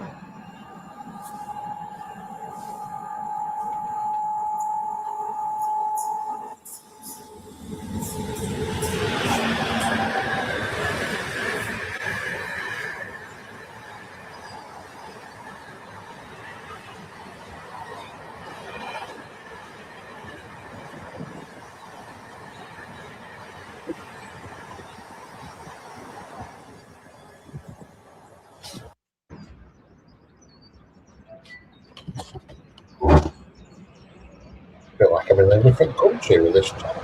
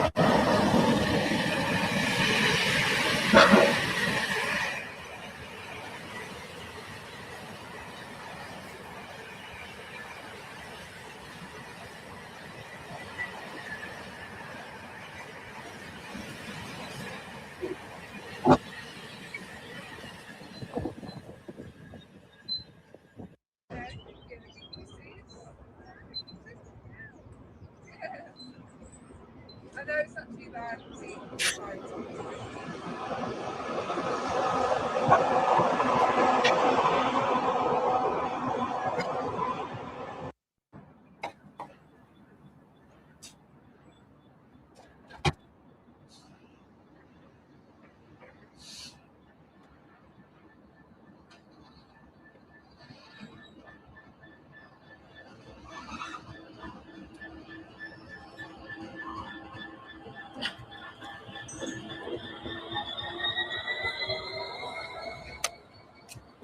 Okay, Tim, I'll catch you later.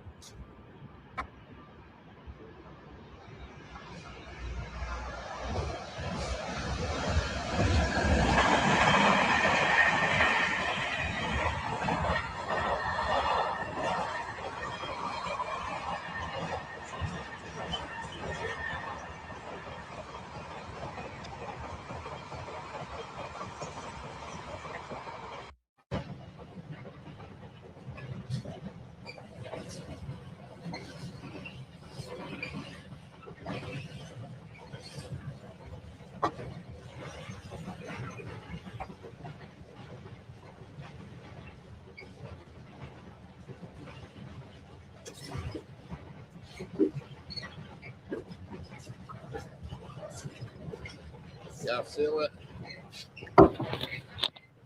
See you later, Sanger. Take it easy.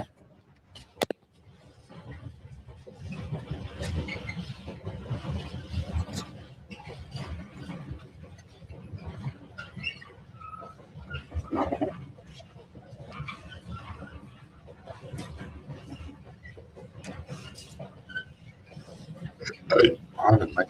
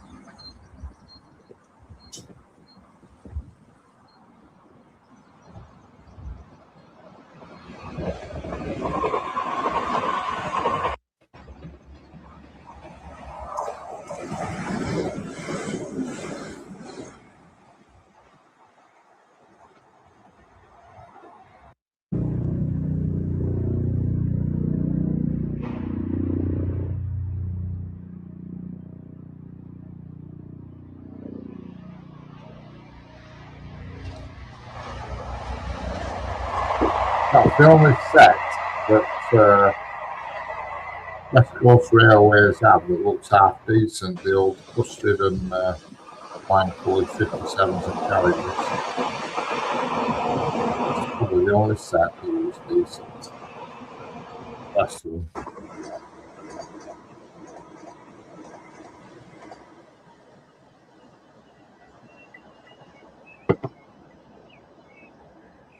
I'm going to put an English only ban on chat in a minute because it's just a plethora of stuff that nobody can read.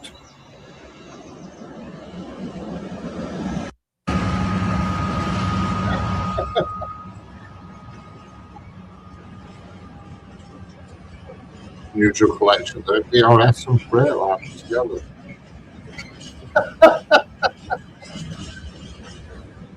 Where are you off to, Stuart? You going to bed?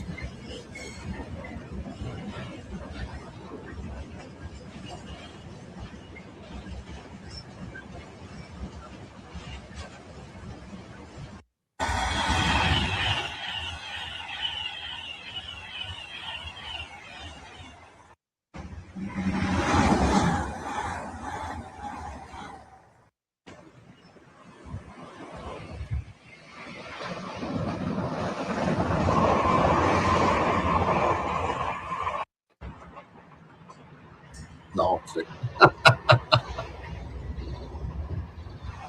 I don't mind you talking about it. Just throw a bit of English in as well. You know what I mean? So at least some half a flavour of what you're on about.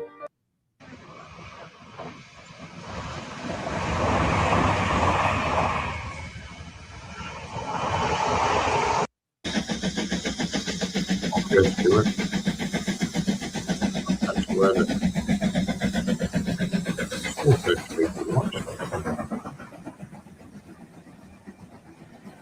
I'll be going to bed shortly.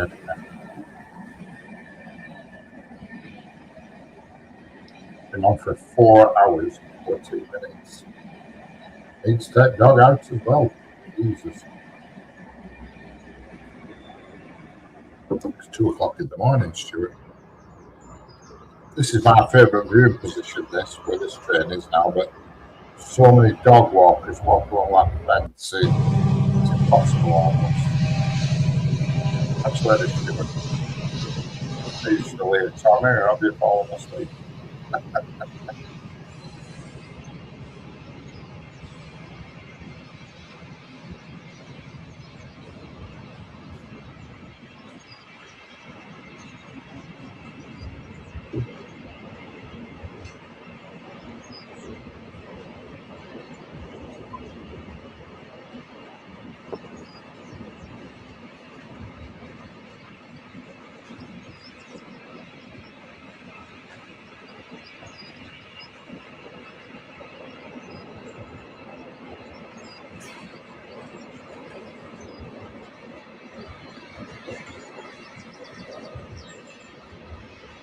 That's excellent, Stuart. I'm very grateful. Yeah, okay. I'm saying here this year. Okay. Yeah, very good.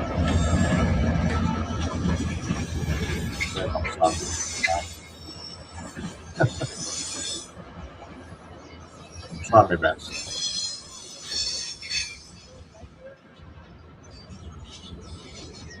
Try my best to put on this show. Doesn't always go down well with everybody, but yeah. You do what you can. So.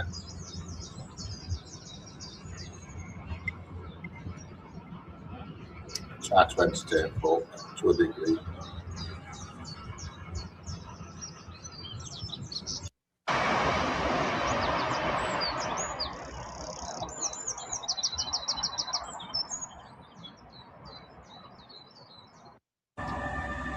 As I always say, we have the subscribers and viewers. You're worth nothing. I'm grateful to everybody.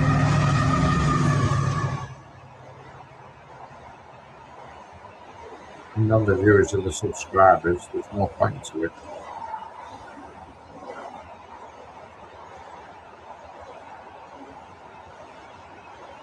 Learn to use the translator to use. Yeah. I've used Google Translator, but I didn't know they were built into wide fonts.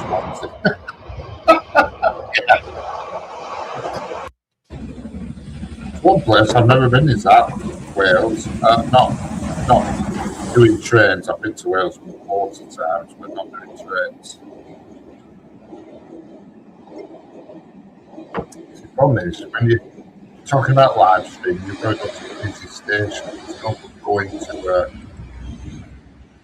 I go to Wales, but then you go to a station where there's one train an hour. Well, it doesn't work on a live stream. You know what I mean? Catch you later, Stuart.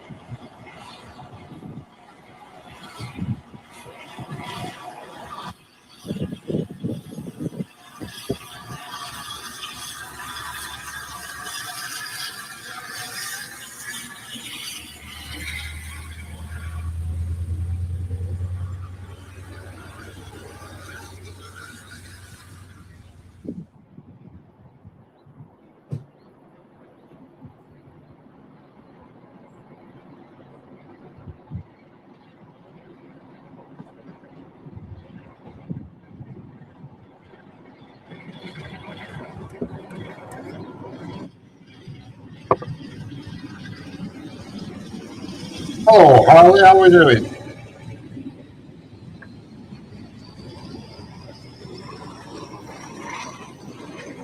I've been on for the last 4 hours and 20 minutes, would you believe?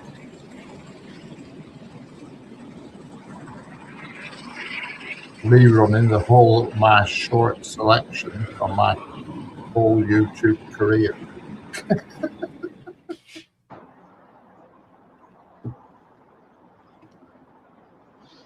Yeah, I'll pick you up at 7 o'clock tomorrow, Harley. No problem. Oh, this is coming. I think it's Blue Pizza, but I don't know for sure.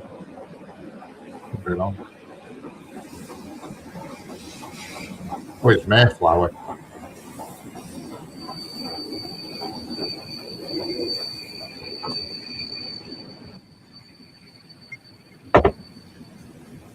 You can always tell LSL trains, always nice, clean, tidy, matching to perfection.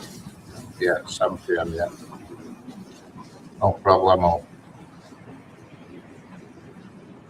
And there'll be a black 47 on the back end of this. There'll be some, whatever it is, it'll be nice and clean and tidy. Documentary coming, yeah.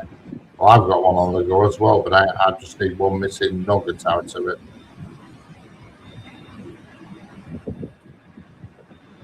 Not sure if that were a 57 on back end.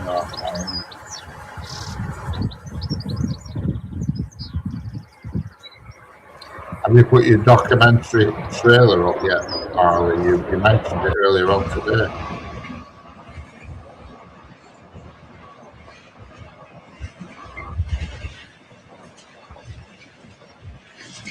Yeah. Yeah, I weren't sure it was 47 or 57. I know it's a black thing, and it with gold pinstripes on it. It's very smart looking.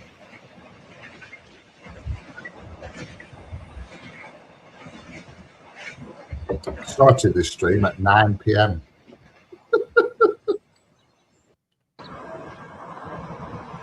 547 videos later.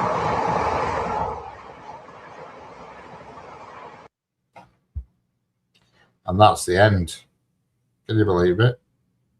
I'm not doing a reroll now. I'm going to bed. So anybody who's been watching, thank you for watching.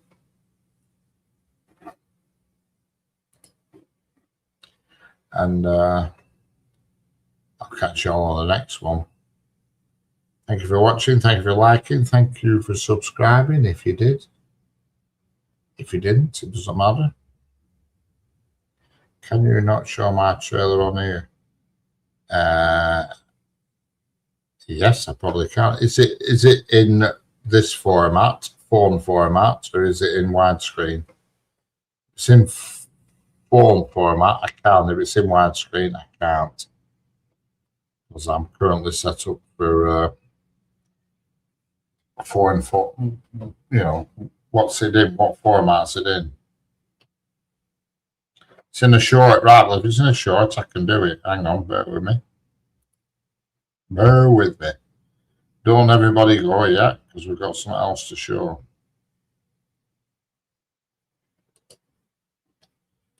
Jesus, let me just set this up in a new tab. That's high and early.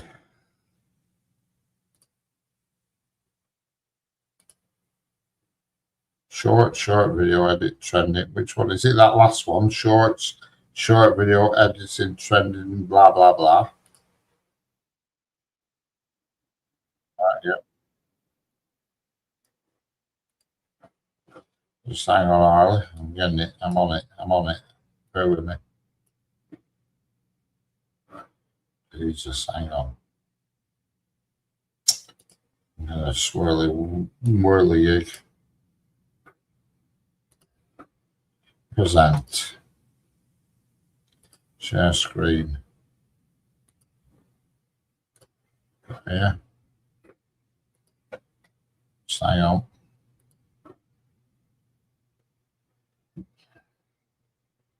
Yeah, it's a black screen. Just hang on. Trying to get into. I get into full view here. Bloody chat's in there, hang on. Why is it not displaying correctly? It's not damn good.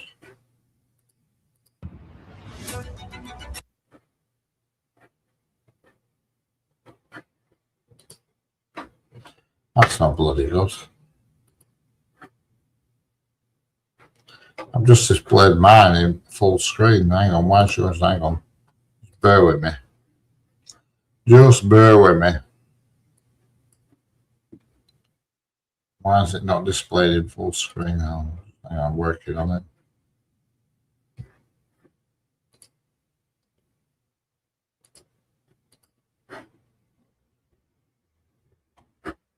Just give me a minute to work. Right, found it. Hang on, I just had to find. I couldn't find where full screen button were. Right. Jesus. Okay. Bear with me. Right. Present. Let's try again. Let's try again. Present. Share screen. Harley's screen. There it is. Right. Why is it still showing as a flipping half a screen? That's better, isn't it? Is that better? Here it is. This is Harley's trailer for its upcoming documentary, seen for the first time ever on RB Rail.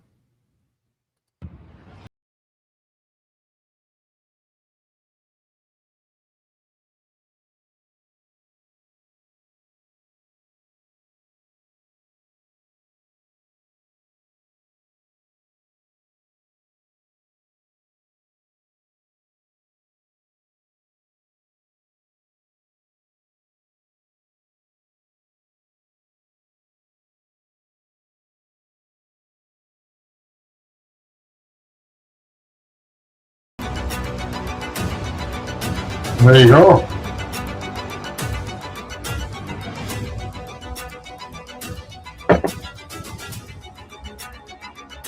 You happy with that, Harley?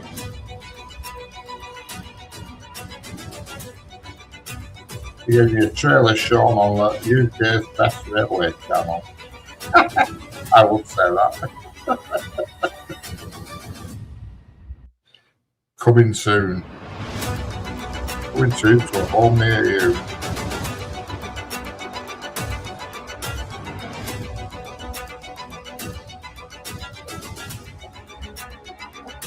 Anyway, after this, I'm going to go to bed. No Netflix, unfortunately.